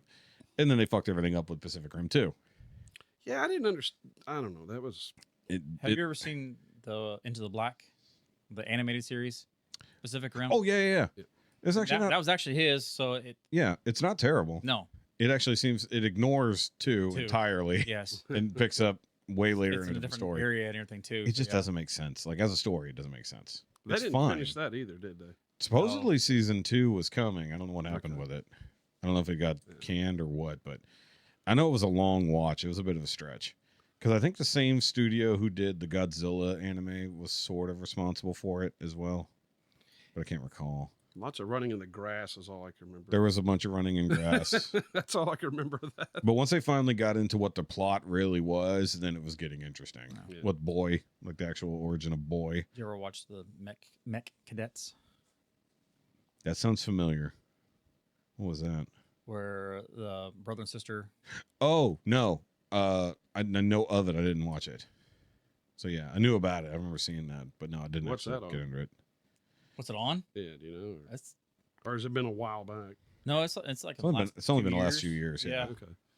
I think it's on. Is it Amazon? I think. I mean, it's a good Or place to check. maybe it's Netflix. Maybe Okay. so. Check Netflix. Google knows. Yes. If only, I tell everybody all the time, if only we had a device in our Every time. hands Yeah. Let me see. that could give us any amount of information. Have you seen a movie called Ice Pirates? Yes. No, That's You one of have my not seen Ice favorites. Pirates. never heard of it. What is Ice Pirates? That's awesome. Oh, it is Sorry. hilarious. Hold on, I'm gonna Google Ice Pirates. It's about a bunch of pirates and they're going after ice, pretty much. I mean, well, there's the side story about Space herpes. Yeah. It's an interesting. Oh, I see. It's like a Mad Max. Oh, I thing see. Too, It's a so- Mad Max parody for Yes. sure. Yeah. Oh my God, there's like a giant ice tray in Yes. space. What the fuck? I love No, Mad I've Max never heard so of much. this. I've never even seen this. Like Oh yeah. It's Mad Max. Star Wars trying to parody everything else. this and looks like it would have been robots. 2/3 down on the store rental shelf. Oh yeah, for sure. Like shit you would have definitely not ever watched. I own a copy of What it. I the have to get it back fuck? from my friend. What the hell is this? I'm just looking at stills from the show. Oh yeah. I will say, like, some of the shots look very Farscapey. Yeah. That's It does good. look. I mean, like, it definitely has the coloring of Farscape over Star Wars. I watched Farscape, but I watched it in syndication where they didn't care about what order episodes were in. So the series never made much sense to me. It was fine. I liked what I watched, but then it's the same way with Andromeda. Andromeda was only so good. See, I forget about all that stuff. Hercules So in long ago. space. Yeah, no, that's funny. Yeah. Yeah, and then the sequel series to that was really strange, where they went through like the black hole and ended up in like the future, but like alternate universe or alternate timeline shit, and like it was weird. That's why Space Pirates, Ice Pirates. Ice Pirates, you would see that too. Oh yeah. Mm. Oh yeah. I forgot they did the whole time thing. Is it on Tubi? I assume it is. I would think so. It's got to be out there somewhere. Tubi has all the garbage movies. So, yeah, we're literally right there. It says it where to watch Tubi. Well, guess what I'll be watching? Hopefully it'll be viewable, not fucking like the Super Bowl. Then you're gonna be coming back like, what the hell did I just watch? Yeah, I'm gonna have You'll love have like the same reaction Heffy had to what the fuck was this? You remember the part where the dude made the robot and he goes, "Why did you make it black?" And he goes, I wanted it to be perfect." And the robot leans up and goes, "Yeah," and then lays back down. Well, I'm making a note. Watch Ice Pirates. There we go. I'm making a note to myself. All the robots are being dumbasses, Yeah. and the dude grabs one of them and he goes, "You see that down there?" And he goes, and he pushes him over. He turns around, all the other robots just stand at attention. Careful. Oh yeah, You're Yeah, don't pull your head. it's like that's an extended cord, and you somehow found the length of it. All right. no, is it Robert Ulrich or the lead. yeah, I can't think of his Google knows. Yep. I'm And it Robert had- Urich. yeah, Robert Yeah. Ulrich. Uric. Oh, yeah, I know that face. Yep. And then the chick in the bar,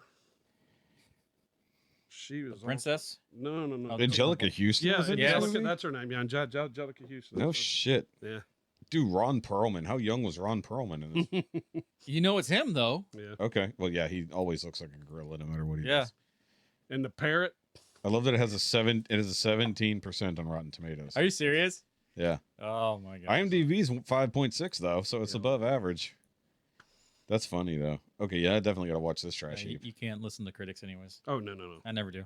I typically find out the shittier they rate it, the more I like it. Yeah, exactly. I don't know if it's just something with me where it's like I have to No, go against the grain, or if it's like Well, it depends on if you're looking at the reviewer score versus the public score, because usually that's where you'll get your honesty. yeah. But when they agree on something, then you know it's either really good or really trash.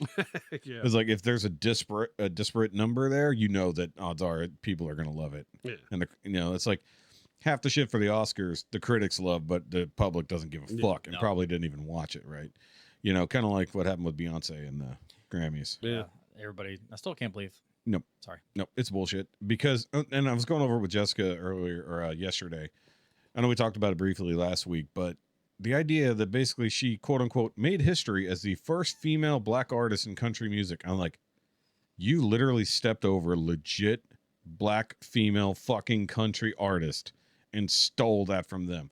Whether they would have won or not is not necessarily up for it, but you took away their ability to try because you're fucking Beyonce, and apparently Jay-Z spent a fuckload of money to make sure she won, Oh yeah, I'm sure. paying off everybody along the way. Yeah. Well, wasn't she in the Country Music Awards and didn't get it, and they gave it to somebody else, and everybody had a big uproar about it? I don't know if she was in the CMAs or not, but she definitely wouldn't have deserved it. Yeah, I think But it makes there was sense for the something Grammys. yeah, I knew it was something, and they gave it to somebody else. And everybody threw a big fit Shit, about she sure it. as hell shouldn't have got album of the year. No, It's not like, for that. No, it wasn't. I mean, Whoever was there with it should have gotten it. exactly. Yeah. An actual country artist, maybe. I don't know. But that still pisses me off. To this day, I'm still pissed. But I keep seeing the stuff like they're like Beyonce, the first time she won a Grammy, and she's like dark hair, dark skin, all this other stuff. Beyonce winning her latest Grammy, bleached white hair, very light skin. It was like, yeah, female black artist, really looking very black Yes. currently. It was like all while not publicly denouncing Diddy. I did not even recognize her when they Right? were showing that she won. I was like, who? Yeah. That's That's not not her. Beyonce. Yeah. But what was the other thing that I was just thinking about? There was obviously the whole Kendrick Lamar thing that was going down, but like The one disappointing thing on that, yes. when they're setting up the stage, and of course they're showing the broadcast or the not broadcasters, the analysts and everything, they're talking about Yes. it, and in the background you can see an old Buick Grand National. I was like, oh freaking A! I was Yeah. excited about that. I was like, I wonder if it's an actual one they're using for a prop and everything. Yeah. Then everybody started coming out from inside of it, and I was like, never mind. Yeah, they I kinda- they I was clown card it. disappointed. Yeah, Yeah. I mean, we- well, yes, they probably we were are. just coming from the other side of it. but No, yeah. they were. No, They it was were coming They're out coming the inside. bottom. Oh. Yeah, Doors coming out the open and bottom. all of them came out of it. And I was like, Interesting. that's a messed up car. Then I was like, that sucks. It's a prop car. They look Yeah. like a Buick Grand National. I was excited. Very I was sad. like- I was like, cool. Sad And days. then that I happened. thought it was like, a no. Monte Carlo with the back fender on it. You know. Yeah. Well, when I first saw But it. no, yeah, you could tell at a glance it's a Grand National. Yeah. Just sad days. But okay, so changing gears just directly here because we did mention movie trailers. All right. Okay, so we'll go with the first trailer. Ooh, I got some unpopular opinions with this. Okay, so This let's is start with the Fantastic Four trailer. That Okay. dropped. You asked me, is this real? Originally. Mm-hmm. Yes. Yeah, because I hate AI shit that Yes. they throw out there now. And you want to go look at something, it's like, oh, cool. And you look at it, Yeah, and it ain't real. AI driven. Okay. So when you sent it to me, I was like, is this real or not? Yeah, everybody was saying, is this real or not? Because I didn't want to click on it and be like, this is BS. Yeah. Yeah. But it was very real. Yeah. And I'm down for it. Mhm. I think it looks cool. I will watch it and I'll probably enjoy it, but I hate Thing's voice. Yeah, Should it's be a little way bit more should be grumbling gravelier. and stuff. yeah. And he's like, "How you doing about it?" I have a feeling like when he gets mad, it's gonna get Yeah. like Hulk style voice. I will say, watching Thing move, he moves exactly like the Hulk. Yes, does. yeah. I was like, especially once he's wearing like the actual tights and he's all smooth. I was like, he just looks like orange and white and Yeah. blue Hulk, which hopefully we will someday get a Thing versus Hulk fight. And throw really watch Wolverine them- in there. Yeah, but I want to see those two fucking titans beat the shit out of each other because he's like, Yeah. both are like the only people who can really hurt the other one and can take the damage from the other one. So that's why it'd be fucking great. But my biggest qualm is Pedro Pascal because he's Pedro Pascal in fucking everything he does. He has a mustache as Reed Richards. Yeah.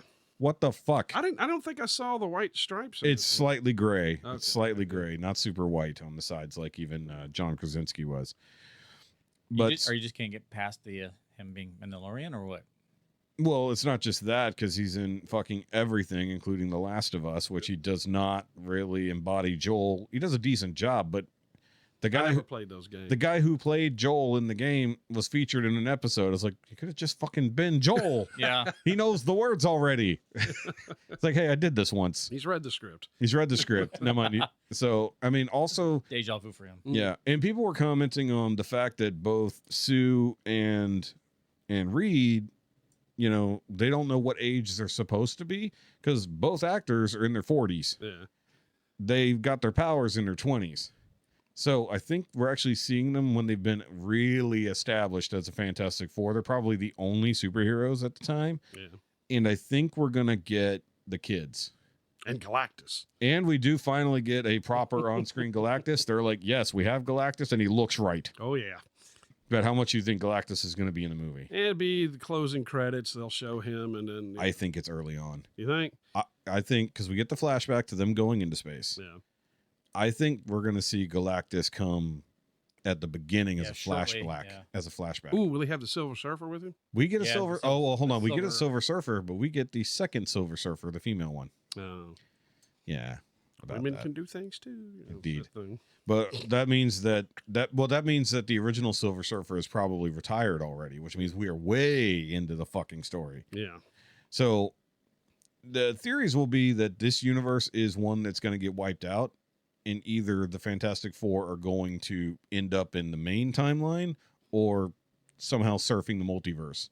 Yeah, I can see And- that. or maybe it's just Franklin and his sister escape and then like end up in another universe. Because and it's also possible that the Doctor Doom that we are all coming with Robert Downey Jr. is from this universe, not anything like our main timeline. Yeah. So this is like future retro 60s, almost like Fallout. Yes. Like you got the flying cars and all this other shit. Yeah, I thought the cars were cool the way Yeah. that they showed. The Fantastic car, the blue one, Yeah. is fucking sweet. Yeah. It doesn't look like the cool like G.I. Joe style Yeah. fucking one for battle and whatnot, but it's a kick-ass flying fucking car. And apparently they took that thing to like the D23 and stuff like that when they first started showing it off, and they actually had it like fly into the stage for the okay. presentation. So I mean, like I'm still excited for it, but it's just the Pedro Pascal of it kind of. And annoys seeing, me. well, another thing is Johnny Flame. I cannot Storm, yeah. Storm. I cannot get past him not being Chris Evans. That's just like that. He's only the third person to play. Yeah, I know, but it's just like that was stuck in my head, and Yeah. then you just got the Well, that one's dead. Wolverine. That and one's it's dead like- now. Yeah, I know, Yeah. but it's like so that just That pushed one's it very more. dead. It's like damn, yeah. Actually, will be interesting if we see their timeline get purged by like the TVA or something. Mhm. Because also the TVA's technology looks kind of similar to theirs. It would be interesting to see if like something happens there. Yeah, Because- like I said, I'm excited to see. Yeah. I will go see that. What if Reed is the only one who survives and helps found the Council of Reeds? and he's not going to be our main Reed for our timeline. That'd be interesting. Yeah. Like people are sick of the multiverse stuff. It's like, but we haven't done anything good with it yet. But all the good shit is there. Yeah, we did 'Cause- Doctor Strange too. I mean, everybody says they hate that movie. I didn't hate that movie. It was just so I disliked like two things about that. ongoing. I guess I don't know. It was something. I don't know. It was a misfit movie. Yeah. It was. The problem was that was in the misfit era between arcs, Yeah. and because that's when they screwed up their own timeline between Spider-Man, that movie, and then the series on Disney. All that got fucked up in their ordering, so everything felt out of place and disjointed. And then the ending of that movie made no fucking sense. Like going away with Clea into the fucking dark dimensions. Like, okay, that's where Doctor Strange left off. Which leads me to a question I asked the other day on my Facebook. Who the fuck is left as Avengers currently? Because Oh yeah, shit. none of our main Avengers, except for Hulk, are really even on Earth or even active. Yeah. Most of them are dead or in space or retired. So this is where they bring Alpha Flight in. Well, we got to even have X-Men first, which you can't do yet. I loved Alpha Flight. So- when I was a kid, I read the shit out of those. Yeah, Alpha Flight's great. Don't get me wrong. But I think that this is also where we fill in with the next trailer we sort of get with the Thunderbolts. So we already got a teaser trailer for the Thunderbolts, which I thought was fun. But this is like a more full-on real trailer for it that dropped during the Super Bowl. I had actually, you sent that on my phone. I was watching it on my phone. I was like, oh hell no! So once everything was over and everybody was gone, I actually brought it up on my TV and watched it. And I was like, Yeah. damn. So you made a face, Louie. Why'd you make a face? I don't know anything about it, Okay. but when I saw it, the first thing that popped in my head is Marvel Suicide Squad, That's literally what Yeah. they are. and I'm like, They are Marvel Suicide Squad. really? So It's so like, what'll be great is if we get what are we, some kind of Thunderbolts? oh, To gee. get a reference to it just to meme it. I'd be happy with. I'm okay when they clown on each other. If they make fun of that really bad Suicide Squad movie, I'm okay. But I have a feeling they took cues from the good Suicide Squad movie. Now, this is also one of those ones where they probably had to do a multitude of reshoots and changing of ideas as times went on. So which one do you think is good? Which one's bad? What do you mean? Suicide Squad. First one was horrible. Yeah. Second one's the good one. Obviously, that's the one that still exists in the timeline. That's when it gave us King Shark, and King Shark is best. Love King Shark. King Shark in that movie was so fucking good. And it's just one of my favorite CG characters, played by Rocky. I just love it. Ah. That gave us Peacemaker, and Peacemaker is so fucking good. Yes. So yeah. That's been on my bucket list to watch, and I have not. You haven't watched watched Peacemaker? I haven't watched any of Well, it. you have to Freaking watch it now. Awesome, yes. It's like it's been there, and I'm like, damn it, I need to remember to watch it. Then I Okay, get so sidetracked have you or watched something. any of the new DC stuff? No, I was never growing up. I was more of a Marvel kid than a DC kid. But Obviously. I mean, everybody was super. Everybody knows who Superman is. Everybody likes Superman. But it's like other than that, I don't know. I just gravitated more to the Marvel stuff. I don't know. I mean, why. that's fine.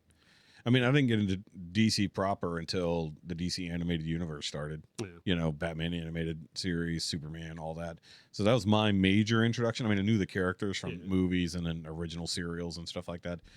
But I didn't read the comics until the Dark Knight's Metal stuff I was showing you out there. That was my first true foray into DC Comics. Oh, okay. And it's like the fifth fucking universe, you know? So it is that's even the statues over here. Yeah. By the way, these new lights put out so much more fucking heat.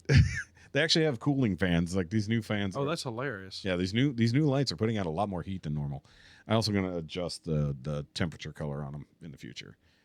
Either way, and we got to figure out if this one will This even one's gonna fuck work, the only new one. I'll see if it'll even fucking take a charge. These are the quote unquote used ones. Yeah.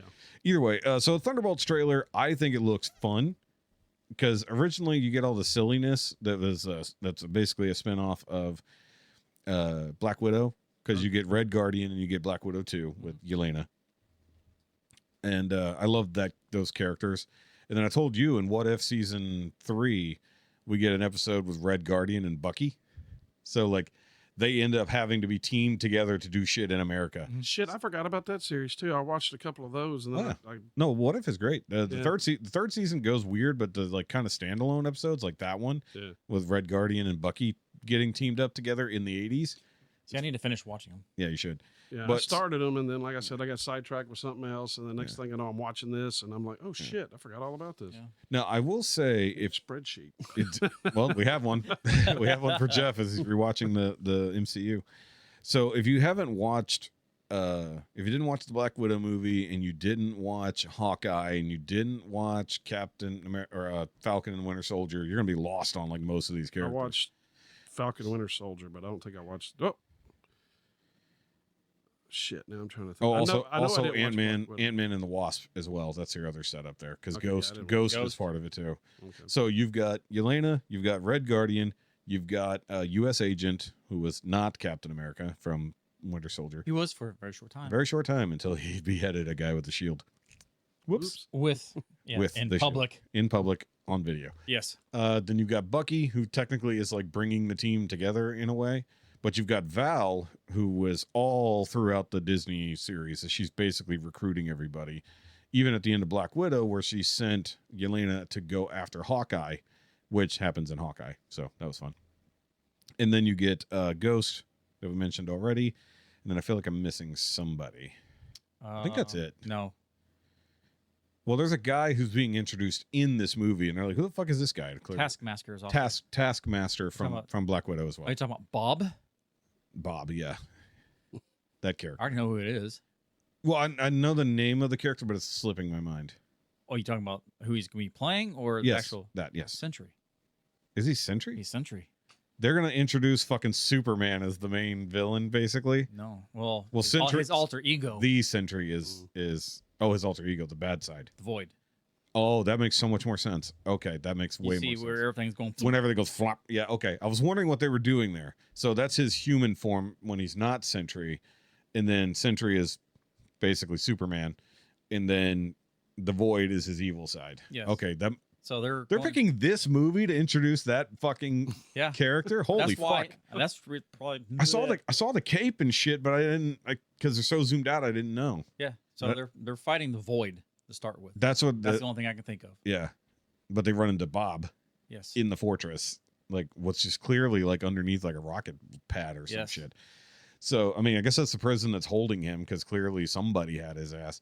But basically, at the beginning of the trailer, she's like, look, the Avengers aren't coming. We need somebody to help defend at least America. We're going to do that with a whole bunch of ex-Russian agents. Yeah. Basically, is what's going to happen. But the cool thing is, at least on this one team, you have 3 different Captain America variants. Yeah. You got Bucky, who's a super soldier. You got Red Guardian, super soldier. U.S. agent, super soldier. So you actually got 3 basic Captain America types. And then when he rips Bucky's arm off, I was like, who the fuck has the strength to just rip his arm off?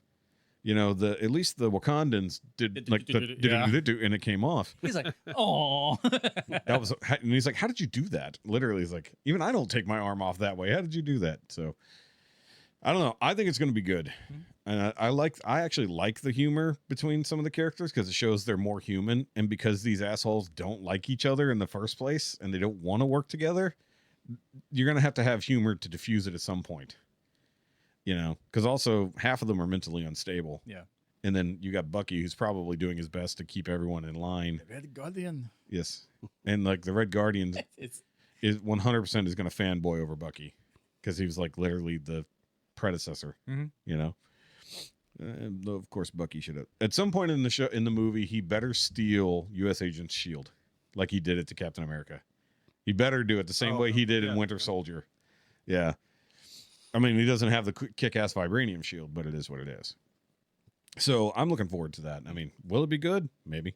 I think Marvel has learned their lesson and is trying to rewrite the ship or the series or the movie, whatever, like they've done with the next Captain America movie that's coming up, which I did share the latest little teaser spot thing, which revealed the main plot of the movie finally. It's not just Red Hulk versus Captain America, although fun. We finally get something happening with the goddamn Eternal coming out of the fucking earth. And we finally get something. We're like, hey, how are we going to get the X-Men in this universe? Adamantium being discovered inside the fucking Eternal. So they're going to be mining that thing much like they did at Nowhere in the Guardians. We just have a homegrown super stuff coming out of the ground. And because the Wakandans are not very happy about sharing vibranium, we get, this. So now we know how we're going to get a Wolverine in this universe finally. Weapon X. Yay. So that means we're actually going to have to start over fresh. We don't get X-Men imported. So who's going to be the new Wolverine? Henry Cavill. No. I've already read that. No, he's not. I've already been... There's no way they're actually... He's too big. We need a fucking proper sized one. He's doing Warhammer 40K. Yeah, he's doing everything. He's doing everything. He's literally doing every other nerd franchise. He doesn't need to be in the X-Men. While the Calvarine was great. Actually, I think he's just showing up for like his... Do a cameo real quick. Like they did for Deadpool. Actually, it would be hilarious if he comes in as a completely different character. That's funny. Well, he's supposed to be Captain Britain. They were talking about him being that. He would be a good... I mean, with his size, he'd be a good Sabretooth. Yes. He would be a pretty baller Sabretooth because he could hide under the fucking makeup and everything. If they gave us a comic accurate or screen accurate fucking huge covered in fur, all that shit. I mean, don't get me wrong, the old one with the trench coat was fine, but like, no, basically the fucking tights, you're not entirely certain if he's naked or not, and he's fucking got claws. Yeah. I think Henry Cavill would be good at that, but he'd have to up his traps a little bit. But have like the huge mane coming off of him, basically. He still do is reloading his guns. Yeah, but with the claws. Just arm reloading everywhere. Stop doing that. But, I mean, we don't even know the future of Deadpool right now. We don't even know. With all that crap that's been going on. With all the current trouble that they're in right now. We're going to get a different variant. I mean, every variant of him is basically him. Yeah. It's like, I mean, nobody wants anyone but the proper Deadpool. You can't even get the girl Deadpool because that was his. Blake Lively. Yeah. Yeah. Well, we can get Gwenpool. If we really want to cross over some insane shit, we can get Gwenpool. Just get Baby Pool and let's go. Baby Pool has the most fucking filthy mouth out of all of them. Oh no, that was Kid Pool. Kid Pool was one, which was his other kid. Well, hell, they're probably banned too. All that fucking nonsense. I don't really care. It's just fucking stupid drama between everybody. I mean, there was some nonsense. Yeah, the not to downplay the fake accusations from Blake to him, like she basically Me Too'd him and lied. Ooh. And it turns out she's just a bitch who basically stole his production from him.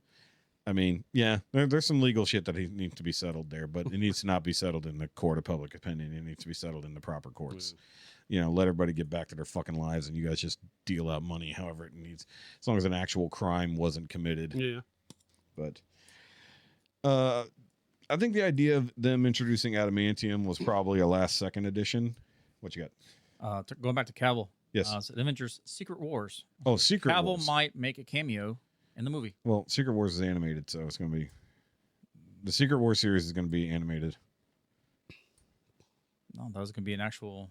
I thought Secret Wars was going to be an animated series. No, I think it's going to be a full-fledged movie.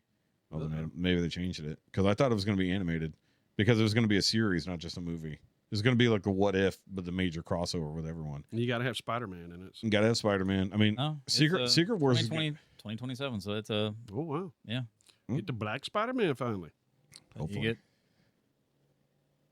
his actual movie. Yeah, weird. Because I thought originally it was supposed to be a series. I don't know. Because Secret Wars is going to be a really hard movie. Hey, wait a minute. Wasn't Toby, whatever that guy's name is? Maguire? No, yeah. Yeah. Yeah, Spider-Man? they're the original one. I thought I heard something about they're talking to him again about doing He's another. all three of them. All three of them are supposed to come back in for another Spider-Man adjacent thing. Oh, okay.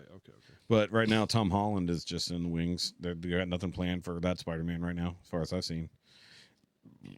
Which, by the way, Heffy never got back to us on how he felt about the Spider-Man movies. He hadn't completed it as of the last check-in. And as far as I know, he hasn't watched it anymore. He might have last night. He needed a lot to do last night. Keep his brain busy. Let's see. What was the other trailer? Oh, new Jurassic World. Which, ironically, I sent it to Sean, and he goes, "Is this real?" So, like, nobody believes fucking trailers anymore.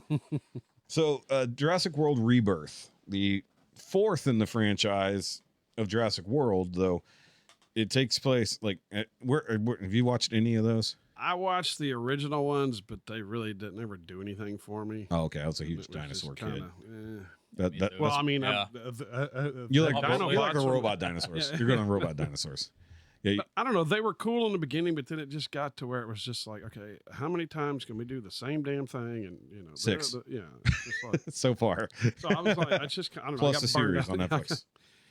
It might be cool in the theater to go see this because of all the different shit and stuff Yes. they showed in the preview. That, I mean, that would be cool to see. Yeah.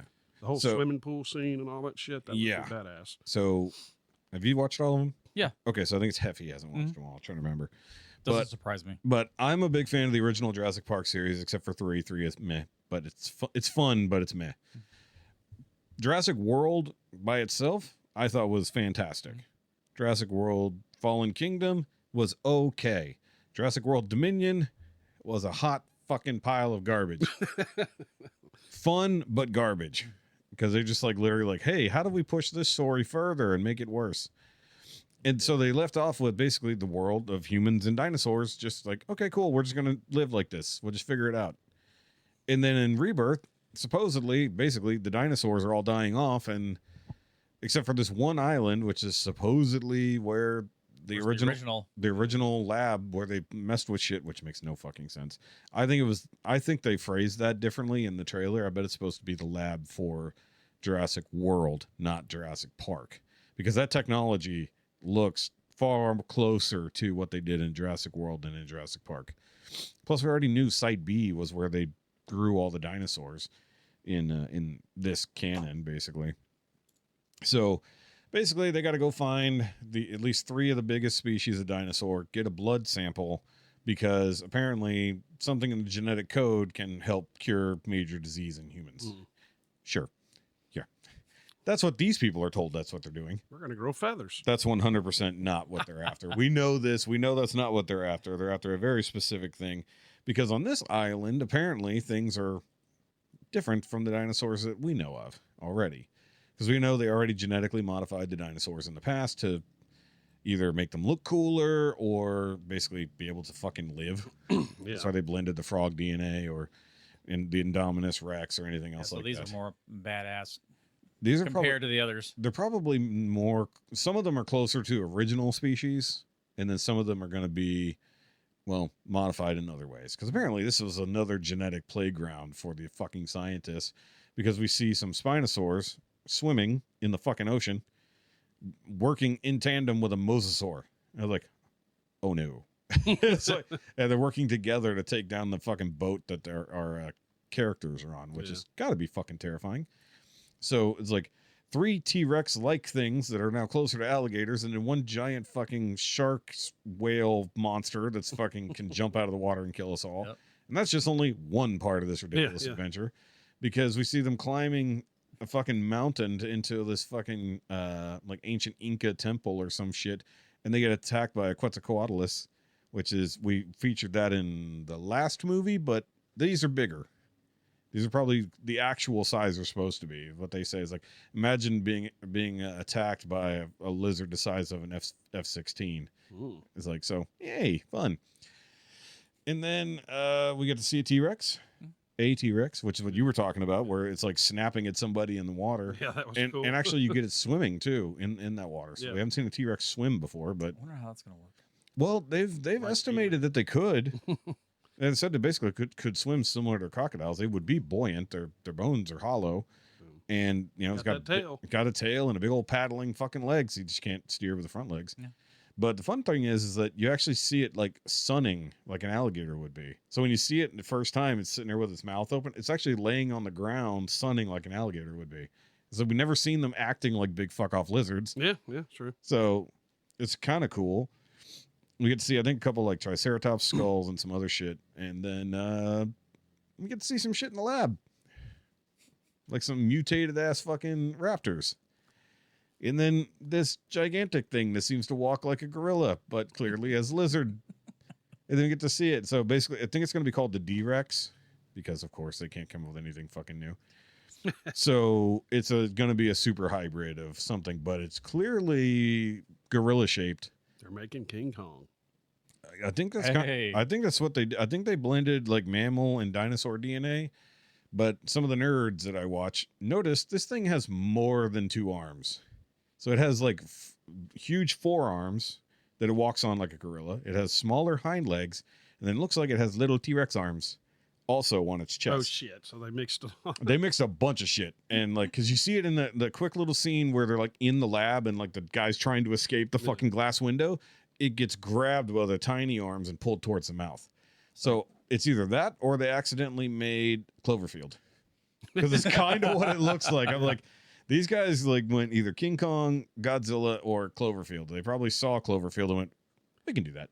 Yeah, let's try this out. Yeah, because Cloverfield basically functioned like that. It walked on two big ass legs and it had some smaller ones, and then it looks like its face is sort of shaped like a T-Rex skull, but then has a whole bunch of small teeth and then a big ass dome, very similar to a xenomorph, which is some of the original ideas they had for the big bad of one of the original Jurassic Park movies. So the guy who wrote the original Jurassic Park movie came back to do this one. And like they're sort of grabbing ideas from all the other movie scripts and other side stories and like throwing shit together to make a fun romp again. But this one's supposed to go back to its horror roots and get away from just the campy bullshit. Okay. But I'm on board with like the cast. You know, you got Scarlett Johansson, which never going to complain about her being on screen. Mahershala Ali basically being like a ex-military, now like mercenary type sailor guy. That guy's a fucking fantastic actor. Sad we'll never see him in the Marvel universe. Unless Blade ever gets off its ass. He got to play Blade once for like 2 seconds saying words off screen. And then he got promised a movie that will forever be in development hell. Yeah. And then a couple other people I don't know the fucking names of, but I think it'll be fun. I think like it'll return to like some of the original days. It just unfortunately has to start from the current base. You can't just go back to the fucking 90s and tell other stories from the Jurassic Park world. So how far after is like for Chris Pratt, like years after? I assume so. From I think it was total of like 4 or 5 years from Jurassic World to Jurassic World Dominion. I think it was like 4 or 5 years total. I think this is probably like 10 years past that, you know, because technology still looks pretty futuristic. You know, we got like holographic tech and shit like that. So it makes sense that it would be more developed out of the same world. Now is the daughter? Excuse me. Is the daughter or the wife, clone daughter chick? Oh, that would be interesting if she pops up, but nobody wants that story because Does- apparently no returning characters. That's what I was wondering. Does Disney own Jurassic Park? No, it's Universal. Okay. Yeah, no, not yet. That's what I was Give them time. Though, if you watch Jurassic Park 3 is definitely the most Disney-fied out of any of them. That's why I was kind of wondering. But no, that's still Universal. So I was gonna say they could do the multiverse. Hulk fighting a T-Rex, that'd be pretty good. Well, we need the Savage Lands. The Savage Lands is just a portal to fucking Jurassic World. Yeah. It's not actually inside the Earth. It's actually just the world of Jurassic Park Dominion, except the dinosaurs won. Oh, dude, imagine when we finally get a fucking... Like, why? We need to get Universal on board for that, because nobody else does dinosaurs as good as they do. It's like, whether it's the big lizards and shit from the Kong and Godzilla verse, or it's Jurassic Park, they do good big lizards. So if we want to Savage Lands anything in the Marvel Cinematic Universe, we need to bring in Universal for that. Write them an email. I would. Tell them to remake Turok. Oh, Dude, Turok is going to be a hard one to make for a show. Or it'd have to be a show. It couldn't be a fucking movie. Shit, they can make anything to a movie these days. Yes, and that's why they all suck, because they make movies when they should make series. Yeah. I'm actually proud of myself. I actually have 2 #1 comics of his. Really? Yep. I forgot there were comics. Yeah. Yes. I tried playing the actual game on the Switch. Do not try to play an N64 game with a Switch controller. Doesn't work. It does not work. You cannot remap the controls. So you are like, none of it works the way it's supposed to. So I'm going to have to buy one of the retro 64 controllers to even attempt that. I couldn't move. It was like, because now you have to use 2 separate joysticks to move. Yeah.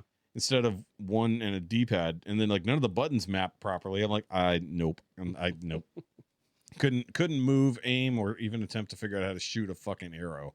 Because I think they were on Valiant Comics too, weren't they? Yeah, That's it. that's right. That Nexo Manowar was the other one. Oh yeah, I forgot about that shit. And what was it? Magnus? Was it one called Magnus or something? I'm not entirely certain. Gonna be honest with you. There's a lot of like unknown Valiant comics out there that people just, because I guess they either got bought out or moved, so people forget about the Valiant end of it. Because that's where Oh, who was the guy with the big red spot on his chest? Bloodsport. Bloodsport, yeah. Which that comic was badass. Did anybody watch the movie? Yes, it was not badass. No. Even Vin though Diesel? Yeah, with Vin Diesel. He was too big. Yeah. Weirdly enough. He was too big for that. Yeah. Wait, you mean character-wise or actor-wise? Like physically, Yeah, he was. Oh, he's too big of a He's dude. too Yes. big to be Bloodsport. I mean, That's weird. Because It's he like- said he wanted to play that character like forever. it's like making a guy that size Deadpool. I mean, it wouldn't. I guess, but he was. No. I mean, he's not as jacked as he used to be. Did he get extra jacked for that movie? I don't know. He was just It's kind not- of he was- beefy, but he went down in size in like the last couple of things that he was in. You know, Yeah. when he wasn't trying to fight the Rock on set. You know, and I don't mean on the movie. Yeah. Yeah, there's another series that won't die. No, we haven't got the Jurassic Park Fast and Furious crossover yet. Yeah, there you go. That also will be fun because that's how we get Cadillacs and dinosaurs. I would be on board for a Cadillacs and dinosaurs done by Universal, and you bring in the Fast and the Furious and the Jurassic Park guys. Fucking awesome. Let's do Well, that. they've gone And to then space, Dino Riders. Why not? Well, see, Dino Riders. Yeah. So what we need is you need Jurassic Park meets Fast and the Furious in the literal sense, which leads to Cadillacs and dinosaurs, which leads to Dino Riders. Yeah, instead of the cars, they'll just ride the dinosaurs. Literally, the last car dies out, and then they have to figure out something else. It's like, well, what are we gonna do? Not a 10-second dinosaur. We're gonna domesticate that Look. guy. It's like T-Rex or Brontosaurus, it doesn't matter. Winning's winning. Yeah, there you go. Oh my god, that would actually be fun. Not gonna lie. Yeah, that would be. I mean, Vin Diesel will be like 95 years old out there fucking trying to ride a T-Rex or a Velociraptor. CGI it. Could you imagine Velociraptor drag race? And you hit the nitrous, Yeah, so there they'll you go faster. So your like Tech Raptor like gets quicker because you shocked it in its Funny. Velociraptor balls. Yeah. Whatever those might be. It's got an electrode up its cloaca, makes it go faster. Got a button. Yeah, you got the go faster button. It's like it just runs. That's where Blue's gonna show up. Shit, Blue's long dead. Fuck Blue. Blue is the stupidest raptor ever. He's like, yes, I'm a raptor that can self-impregnate. That's the thing that made no sense about that last movie. It's like, oh yeah, because it can self-replicate now. It has the perfect genes. Let's get it quick. Did it birth Anakin? It did not use the Force, although Hey now. Beta might be. Is that what it's called? Beta? I forgot what the. Yeah, Is that what they called it? The baby? yeah, I think so. Yeah, I think it was the new Beta. So yeah, that movie was so dumb. That movie was really dumb. It's like, hey, we're gonna kidnap the little clone girl and the little self-cloning dinosaur.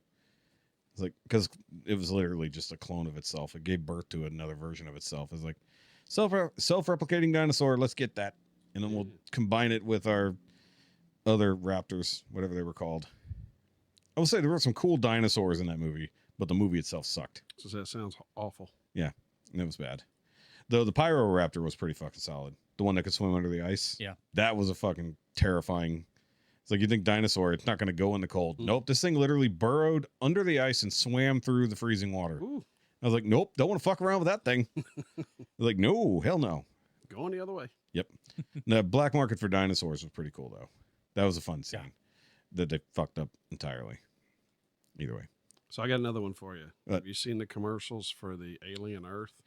I've seen the teasers for it. I haven't brought it up here yet because I don't know what they're going to do with that. I'm not entirely. Have you seen it? No. Alien Earth. So it's going to be a series, right? On FX, Yeah. Disney FX, Hulu. Now, I don't know if it's going to be as somehow they're going to be like manipulating the xenomorphs on Earth or some shit. Well, Now- that ship they showed is going into, I mean, it's crashing Yeah. into Earth, and that facehugger slams against that window. Okay. And then that's when you notice you're like, oh shit, that's Earth. That's Earth. Yeah. So it depends on which universe we're playing with. Is this going to be the AVP universe where they already have aliens on Earth, or is it going to be the current real timeline? I'm hoping it's new. I'm hoping this is like never Alternate universe? Yeah. Now, if what it actually was from the comics where the aliens do take over Earth, I'm down because that's a kick-ass story. But I'm sure that's not what it's going to be. Well, when I read the original Alien versus Predator comics, I was like floored when I heard they were going to make the movie. And then you saw the movie and you're like, And I God was damn like, it what all. the fuck is this? Yeah, it was awful. I don't know why they could Now- not just take that and put it in a movie. I guess it depends on who has the rights. They can buy the name, but not the story. Well, you can just manipulate the story a little I mean, bit. yeah, but I don't believe me. I don't know either because I would have loved to have seen the comics as well. I didn't read the whole thing, but I knew a lot of the story with like Broken Tusk and whatever. I forgot the female's name. Yeah, I don't remember, but I remember the. But she's like basically like a badass female, like almost like a samurai chick or ninja chick, and she's the one who ends up with the lone predator trying to survive on a planet, and then they team up and all that kind of stuff. So they sort of borrowed some of that stuff, even her being marked as a hunter and all that kind of stuff. That happened in the comics, just not nowhere near what it did in this. Now the first AVP was fine. AVPR was garbage. Yeah, that was awful. That's the darkest alien movie ever. I mean, Now, I thought the idea of them, or was this the first one where they were in Antarctica? first one. Okay, never mind. Then yeah, Actually, it's Arctic Circle. yeah. So I was gonna say I thought the idea of that was cool, the way that they did all that. yeah, shit. the pyramid, Yeah. the history of Yeah, and I thought the that was predators on Earth. Yeah, It in that universe makes total fucking sense. Makes zero sense in the actual established alien timeline. Yeah. Because with Wayland being there and like that timeline made no sense, especially with the current alien timeline with Prometheus and all that. Yeah, It literally couldn't happen that way. So. true. But the fact that also Blade Runner is in that universe. Ooh, See, everybody forgets Blade Runner is in that same universe. Weyland-Yutani is still the main corporation on Earth. oh yeah, shit, I forgot about that. Except it's not, except somewhere along the lines, Weyland and Yutani split. So it's just the Weyland company. And that's what's represented in Blade Runner. Yeah, So and then they did that other Blade Runner, that Blade Runner 2049, 2049 the sequel. That's actually apparently really good. Yeah, it's I don't know if I saw that or not. It is I don't good. think- I definitely didn't, but I heard it's really fucking good. Especially when I see a giant pink naked Anna de Armas. It's good. Yeah. I've seen it. I'm just a fan of Anna de Armas. She's fucking hot. I'm just waiting for him to do Cherry 2002. Oh yeah. Oh yeah. There's something for sure. Yeah, I thought about that as Yeah. it popped in my head. I'm like, wait a minute. Well, I know we talked about it, or somebody brought it up. I think it was Jamie brought it up, talking about whatever happened with Spawn. Why have they never done anything with I Spawn? thought they were getting ready to do something again. Yeah, Todd They are. McFarlane, and then they've been working on it for over 10 years to do a Spawn movie not featuring Spawn. They have a female Spawn now. Well, female Spawn's been around for a long time. The comics are fucking crazy. There's a lot going on there, but like basically what they were going to make in today's day and age was going to be more like a Sam and Twitch movie with Spawn as the dark bad thing in the background. So they'd be investigating murders in Rat City, and Spawn would basically be the boogeyman, as it were. Like you'd see Spawn in passing and in the shadows, you'd see some green glowing eyes, but it wouldn't be about Spawn. It'd be about them investigating these murders and shit, and you'd be following the bad guys who are being haunted by the thing in the shadows. Yeah, if it's Stupid. done right, that sounds like it could be cool. But And it was going to be rated R, so yay. But I mean, we have way better CG than we've ever had, but they'll somehow make it look worse. of course, Yeah. But I would say that if we could get Michael Jai White back, I think he's even interested in playing think he is, Spawn yes. again. He loved doing that shit. Like he was on board, and he was fucking great. Yeah. The movie sucked around him. yeah. And I saw that in the theater as a kid who loved Spawn. Mhm. And I thought it was the greatest fucking thing ever, except for the fact they made Terry white. We had reverse racism back then. Yeah, there you go. Like, can't have an all black cast. That doesn't make any fucking sense. Right. The Angela teaser, like as she's walking through the fucking banquet, she has the earrings on and everything. I was like, yay, we get to see Angela. Nope. The worst version of Violator, which by the way, I've got the current Violator comics, which are the literal origin story for Violator. So it's pretty fucking cool. Shows how he used to be like an angel and shows his downfall and shit. Oh, that's cool. That's cool. Yeah. You So don't like John Leguizamo? John Leguizamo as the clown was fantastic. Yes. The Violator was horrible, except for the one scene where he opens his mouth the proper way to eat Spawn. Yeah, that was great. I mean, it looked good for what it was. Yeah. And the creepy part where he like is part of the wall and then sneaks up on Spawn in that first fight was okay. When they flew in the giant mess of CG cape, that was fucking garbage. But like a lot of that movie is actually pretty cool. The suit, which I'm sure was heavy as fuck and probably all like foam rubber. That was pretty fun. That was okay, but clearly hard to move around in that stuff. We didn't really get to see him use his powers that much. Don't get me started on when he went to hell. in Sawmill Bolsha, which was clearly fucking. They've admitted they only had like 2 weeks to put that shit together, and they should not have. Oh, how So, funny. yeah, it looked as bad as the Spawn PS1 video game. Oh, shit. Yeah, it was pretty fucking bad. But I mean, it's a cult classic, I guess, for the most part. They made it Priest who killed him, not the other guy. What was it? Was it Cross? I'm trying to remember. Yeah, The guy. the guy that went after his wife. Yeah. Yeah, so the guy he always had the skull mask, like he looked like the Punisher. He was the one who killed him in the comics, but they made Priest, the female, kill him in the movie, which she didn't even come up until later, I think, or something. Yeah, he had else. the black mask with the white. He had the white. Yes. He had the white mask. Oh, he was black, and he had a white skull mask with something on it. Okay, I thought it was a black mask with a white cross on it. No, you're thinking of the. Well, maybe, but maybe that's a different version of him. Wow. But I mean, I'm trying to remember. I mean, I love. And It's been a while. Spawn's been around too long. Yeah. But I was like, it would be fun to get a proper. I mean, the Spawn HBO series was great. Like, it followed the comics almost directly. You know, starts with the whole Billy Kincaid story. I mean, like, if you're gonna do Spawn, start at the beginning. Yeah. Have him fucking hunting down Billy Kincaid and saving a kid's life from a fucking serial murderer, rapist, ice cream guy, who later came back as a demon. So, I mean, his demon form was pretty intimidating later on. But the way I remember the way he killed him. He's literally like has fucking popsicles like stuck in him, and he's hung up by chains. It's like, that's some crazy shit. I mean, Spawn works better, I think, in animation. Oh yeah, for sure, because you can do a lot more. Yeah, unless you're gonna get like a horror movie or a horror studio to do it proper and capture the gore and this and all that, it's not gonna be worth doing, you know.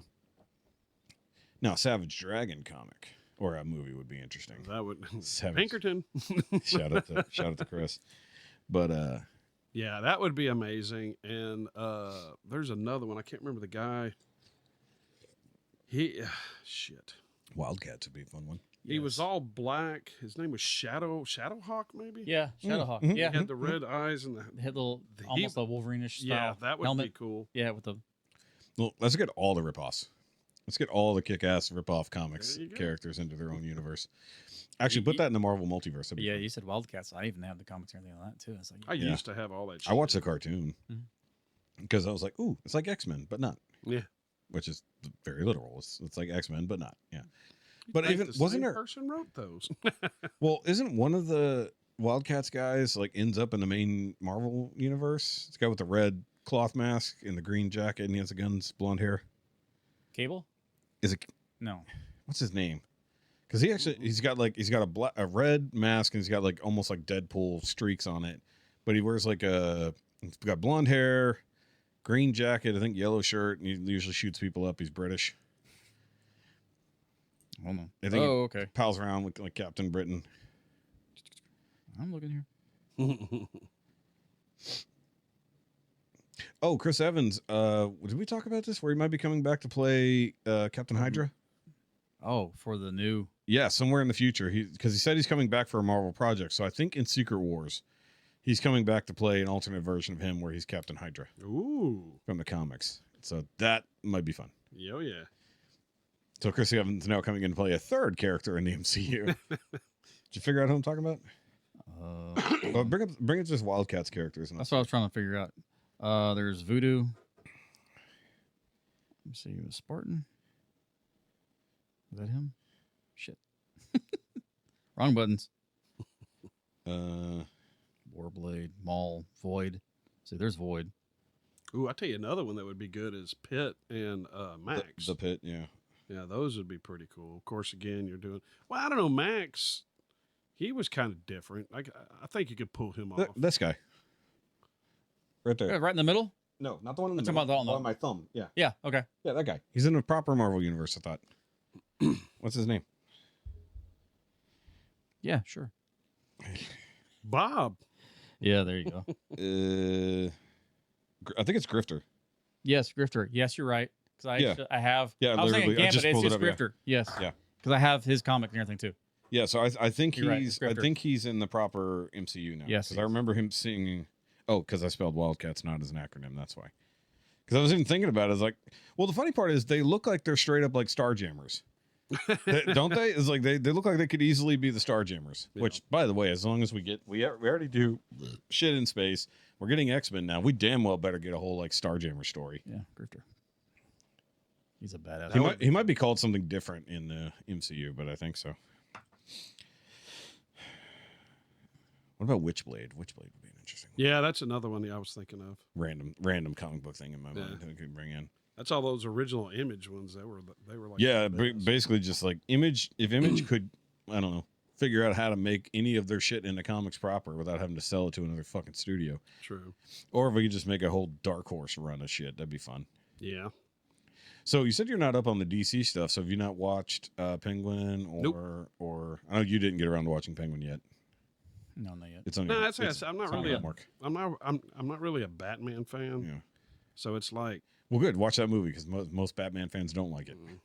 Mm. As a not Batman fan, you might actually be on board. But see, I jumped on the Iron Man train because again, when I growing up, I was reading the Marvel stuff, and to me, Batman is just Iron Man, but on the other side, and broody and sad and crying. True. You know, he's a goth Iron Man. I mean, I can't argue that. Realistically, I cannot argue that. So, speaking of Iron Man, or at least our equivalent in the real world, Elon Musk has been super fucking busy tearing apart the deep state. I don't know if you've been keeping up with the news at all. It's out in Batson. Huh? You talking about in Texas? I forgot we're talking about where they put Where they getting ready? Starbase. Yeah, where they getting ready to do all that shit. Well, they're putting in a Starbase. Yeah. They created a whole new city. But I'm talking about like him in the department or a Doge going through and auditing everything. So the big news, of course, is they took down USAID last week, which they uncovered all the massive amounts of corruption and where hundreds of millions of dollars were going. Actually, USAID had a $50 billion yearly budget, and they dug through it to see, hey, where's all this money going? So I wanted to talk about this this particular list. It's only 25 line items that they discovered. So this will be fun. There's only 25, mind you. 1.5 million to advance diversity, equity, and inclusion in Serbia's workplaces. Okay. Serbia, you know, that country that's definitely known for diversity. Oh yeah, for sure. $70,000 for the production of a DEI musical in Ireland. This is not parody, guys. This is legit, by the way. 2.5 million for electric vehicles in Vietnam. God. Why do we have to pay them that? You have You sent me the list. Yeah. I'm going over with you. Yeah. $47,000 for a transgender opera in Colombia. What's the next one? Right under the transgender. 32,000. You see it? Yeah. So under that one, the Yeah, 2 million for sex changes and LGBT activism in Guantanamo. In Guatemala. But right above that was 32. Oh, okay. 32,000 for transgender. Oh, Yeah, a transgender comic book in Peru. why is it gotta be in Peru? I'm starting to notice a trend here, aren't you? Yeah. Lots of diversity and lots of trans stuff, but all over the fucking world. Yeah. You In know, places that a lot of that shit wouldn't fly anyway. 100%. $6 million to fund tourism in Egypt. They're Okay. going to clean it up because I'd love to go see the pyramids. Yeah, they're still there. Hundreds of thousands of dollars for a nonprofit linked to designated terrorist organizations, even after investigation was launched. So they literally send money to this. They know for a fact it's linked to a terrorist group. There was, of course, the is it $50 million? I think it was the number for condoms going to Hamas. Which if for anyone who doesn't know, Hamas uses condoms to make bombs. That's fun. That's fun research. Let's see here. Oh, yes. $2 million to EcoHealth Alliance involved in research in the Wuhan lab. There you go. COVID. Which they have admitted, which they have actively admitted now. That's where it came from. Where COVID came from. Yeah. Yeah. Weird. All right. Hundreds of thousands of meals that went to Al-Qaeda or affiliated fighters in Syria. So we're making sure we feed the terrorists in Syria. That's always fun. Funding to print personalized contraceptive birth control devices in developing countries. No amount of money actually on that one, Oh, just there you as they did it. Do you got the next one? Or The 16.8 million Yep. to support equitable outcomes and inclusive in Vietnam. So equitable outcomes in inclusion sorry. in Vietnam. Boy, they're really working with Vietnam. They want Asia to be all super diverse and equitable. I guess. Because, you know, all those Asians that love outsiders, right? 8.3 million for equity and inclusion education. Somewhere. Doesn't say where, but just somewhere. Mind you, that's already overlapping with the other stuff, mind you. What is this one? What? Read it. The 7.9 million to teach Sri Lanka, Sri Lankan journalists to avoid binary gender language. Yeah. Is there an actual language? Yeah, Sri Lankans have a language, and they're teaching them to not use male and female. Use non-binary language. They're trying to put that into. They're literally trying to install this nonsense across the world. And you wonder why the Dems are so pissed off about this, that we took it away from them. 6.3 million to study men having sex with other men in South Africa.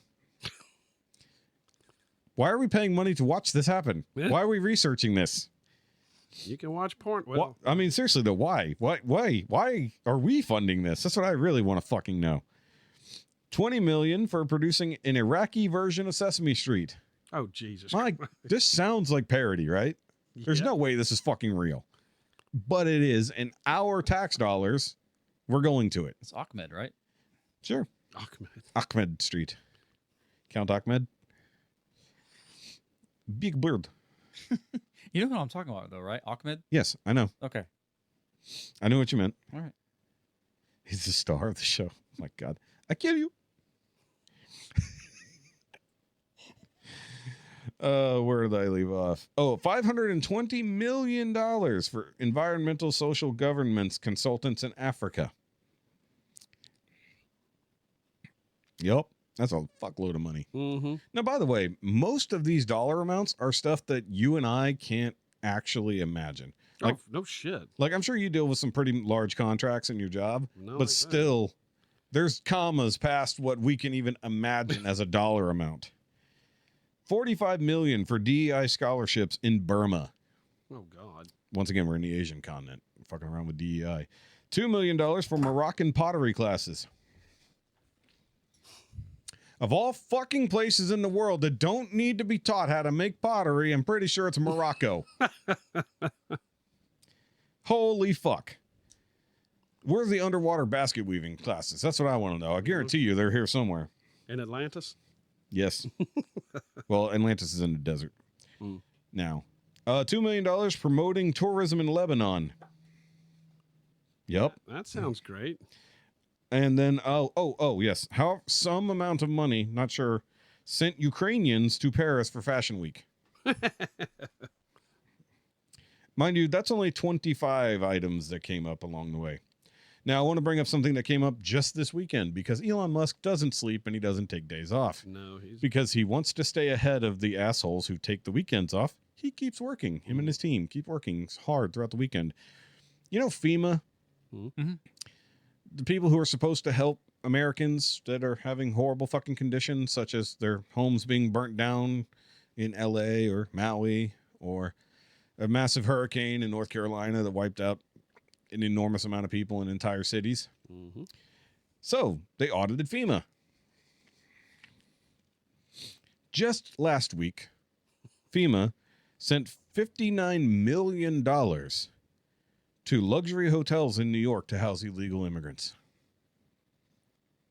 See, I'm fighting with them for my place. So Yeah. I wonder why I haven't heard back from them at all. There's no wonder. They said they had already blown all of their money and had nothing for North Carolina. And sure as hell have nothing for Los Angeles. Well, now we know how they're going to hide them. Yeah. Remember, they say we're going to teach them how to. Yes, we have Congress people out loud, AOC and the other insane bitch, literally telling people how to hide from ICE. I brought this up a couple weeks ago, which, by the way, is actually illegal in and of its own self. So hopefully somebody brings charges against them. But the fact that the money that is meant to deal with disasters and help people rebuild their lives or have somewhere to stay is being used to keep illegal immigrants in our luxury hotels where normal people maybe would want to stay because their house burned down. Because, you know, basically people were living on the streets or in little bullshit tents in North Carolina until somebody came in to give them real fucking money. I think it was Trump actually decided, hey, fuck you, we're going to find money to send them. And then they finally got them into hotels because they also had to kick illegals out of the hotels in the area. That's wild. Yeah, not that there was not a lot of hotels left in the first place. That's kind of the other problem. But this is fucking nuts that this is the world we didn't even know we were living in. Mm-hmm. And we wonder why inflation is fucking insane. They keep all of it swept under a rug. Yeah. They're going to get your attention over here Yeah. arguing about whatever so they can do all this shit over here. Remember the right wing is all Nazis. Yeah. Trump is literally Hitler. So therefore, pay no attention to this big broom and this rug I'm holding. Yeah. And wonder where your tax dollars go. Mm-hmm. And wonder why your food is beyond normal cost. We spent $210 Sunday. We didn't even get that much groceries. We got a few things that were like non-edible, like stuff we just needed. So sure, minus that $50. Well, but it's like us yesterday. We went yeah, you guys went shopping too. Yeah. $165, and we're like, where's the rest of our crap at? Yeah, where's the food I bought? Yeah. I mean, I remember I had 4 bags of stuff and it was $110 one day. Mhm. I was like, I went yesterday. It was $110. Yeah, it's fucking nuts. What used to be like a $70 grocery run is now $120, $130, $140. And I love the video. I don't know how real this is, but it's a video of Kamala and her husband going grocery shopping and then like going up to the counter and actually seeing how much shit really costs because they finally had to do it for real.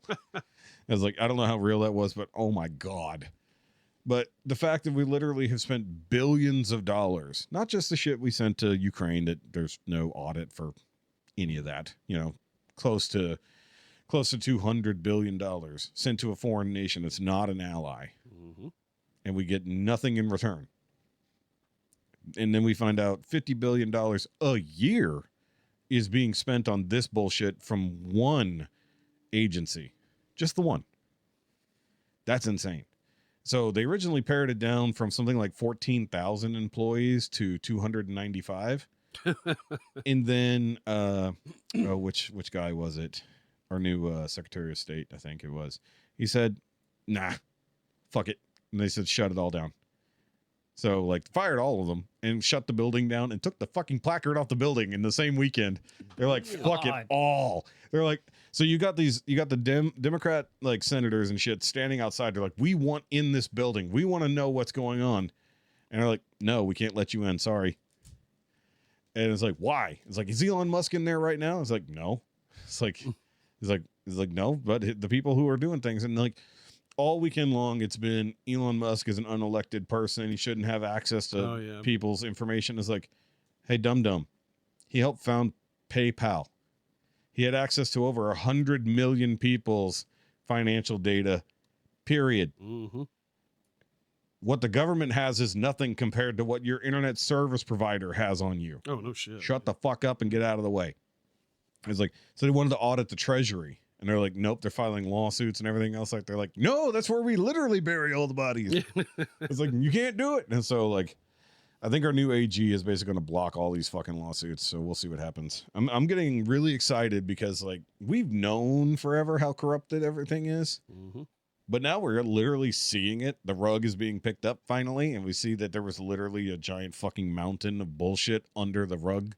Mm-hmm. They just dug a hole. Yeah. So they keep digging the hole deeper and sweeping more shit. Mm-hmm. And then they go in and they stick their hands up under there and pull out. Because Trump even said it out loud on an interview. He's like, how much of that money, I want to know how much of that money came back. Like, we sent $50 billion out.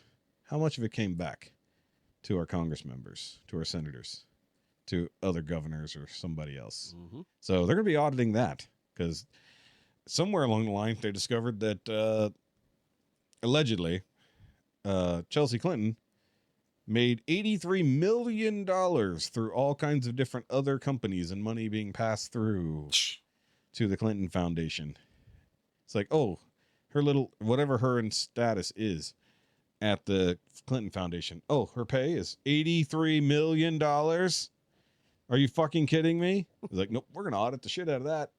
Because if you look at the image of it, you literally see just all the corporations where the money has filtered and how much money was filtered from one place to another. It's like, oh, it goes to this place for this much amount of money, and then it gets diverted this way. Like, I think just on the one shot, which isn't everything, I think it's like 15 different fucking shell corporations until it eventually comes back around to the Clinton Foundation. Wow. I mean, we've known the Clintons have been massively corrupt for decades, but like to see it on paper, you're like, wow. So the next 4 years is going to be real interesting. Yeah. This is all we've done in the first 3 weeks. Yeah. It's been 3 fucking weeks. He's done more in 3 weeks than anyone did in the last 35, 40 years. And now we know. I expect the assassination attempts to ramp up greatly. Oh, yeah. Well, I don't know. There's all the FBI are quitting with Kash Patel hopefully coming in. And like Pam Bondi coming in as the AG. She's good. They're still fighting for, I think they're still fighting over RFK. But they're like, he's going to destroy the food industry. It's like, you mean clean it up? And figure out where all that money was going? It's like, now that we know how much money was being filtered to Fauci to do all the shit that was going on in other countries, it's like, yeah, this is going to be very interesting to see what happens with everything here. Yeah, we're probably going to have to pay for it a little bit, but ultimately, if all of this works out and we get to a point that we literally aren't going to be paying taxes anymore and our government isn't doing wasteful spending, we're going to have a whole new goddamn country in the next 10 years. Assuming the radical morons don't take over again. But they're going to go to war. I mean, they're already inflaming Canada to try to go to war with us. Yeah, I see that. Which is insane. Like, the rhetoric from Canada online right now is fucking crazy. Yeah, a lot of that shit's wild, the way that they've got that going on. Yeah, literally calling for death threats, calling for war against the U.S., all because Trump said he'll take over Canada. It's like, I mean, he kind of said that jokingly. Yeah. However, it might be great for them. Well, I like what they came back and said, well, we'll just take California and Oregon and something. I'm like, go ahead. Go for it. Go ahead. You can have all that. Well, I had a Democrat person say, yeah, well, Canada comes in as another state. We're going to add this many Democrat senators and congressmen. It's like, you think we're going to allow you to do that? No, you're going to be a fucking territory. Yeah. You're going to benefit from being a part of the U.S., but you're not going to be a part of it. You're sure as hell not. You guys can't vote correctly for yourselves. Yeah, you're gonna be We're definitely not going to let you vote for us. Yeah. I think the Greenland deal is going through. But the Canada deal is not likely going to happen.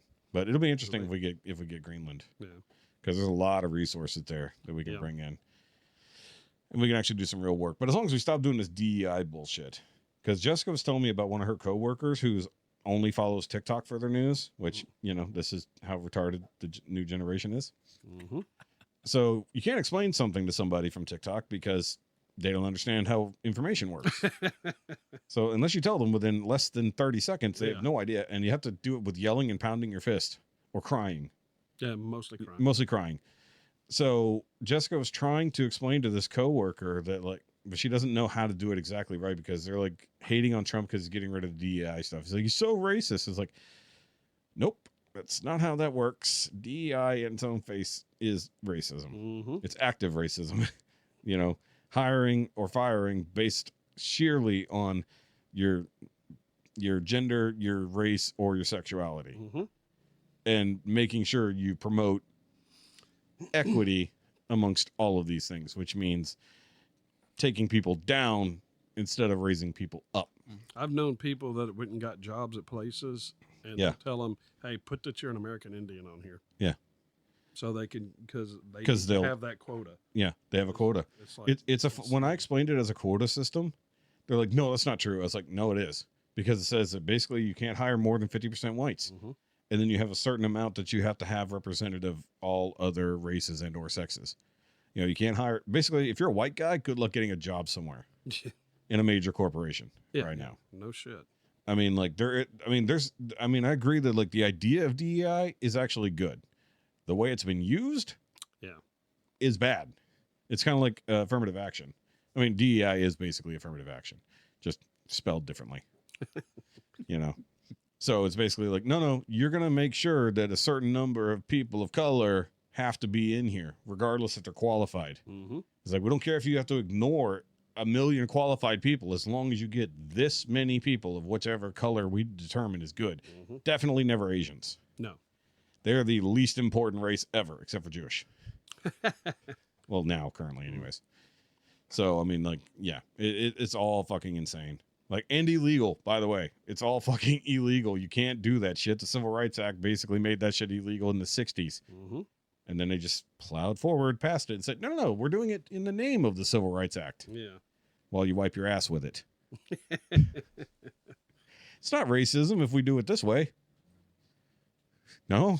Pretty sure it's... What is it? Is, yeah. You ever seen The Animal with... what's his face? From the Adam Sandler movies. Rob Schneider. Rob Schneider. Rob Schneider. The reverse racism, where there was like the one black guy in the movie, so nobody wanted to be racist around him. So they were actively anti-racist. And he's like, this is bullshit. Reverse racism is just racism. He said it in that movie in like 2004. And and they said, wait, that's a great idea. Do that. Yeah, yeah. What's the meme? Write that down. You know, reverse racism is racism. Yeah, so that's literally what it turned into. Nobody wanted to blame the black guy, so he took the blame for the murders. It's like, oh, it's not that bad. And it's literally what they've done. Yeah. Oh, they're burning down cities. It's okay. It's for racial justice. Yeah. Right? That's literally what it is. I mean, we saw some racial justice attempting to happen here the other weekend, and thank God that shit hadn't continued. Thought we were going to have like some weird shit going on in the streets, but either way. Yeah, luckily, no. Yeah, luckily we came out of that mostly unscathed, so... Oh, well, but it is getting late, boys, but it's been a good one. I hope it wasn't too painful for you, Louie. No, squeaky. Yeah, squeakily. Pretty good. Pretty good. Very good. Yeah. We'll have to have you come on for a Transformers specific episode one day because nobody else is going to be that interested. Oh, other than myself. Like, Yeah, I'll have no input on that. yeah, probably. and Hefty doesn't give a shit No. whatsoever. So yeah. Yeah, I find it interesting, but I probably will not have anything because you'll actually collect it. Yeah, because I won't have it at all. Yeah, so you're hearing to fulfill the collector quota. Yeah, there you go. Yeah, there you go. Yeah, maybe that'll be the title, filling the collector quota. Collector DEI. Yeah, I was about to say. So, I'll yeah, take off that day. We gotta have we gotta have our proper DEI representation here, as we mostly sit here as white guys. I mean, I'm actually a person of color. I don't know about you guys, so it's fine. I was gonna say, aren't we a color? I wouldn't say I'm technically white. I'm more like a peach. Maybe. Yeah, you are pretty peach over there. It's fine. But as a Ukrainian person, I am technically a person of color. Oh.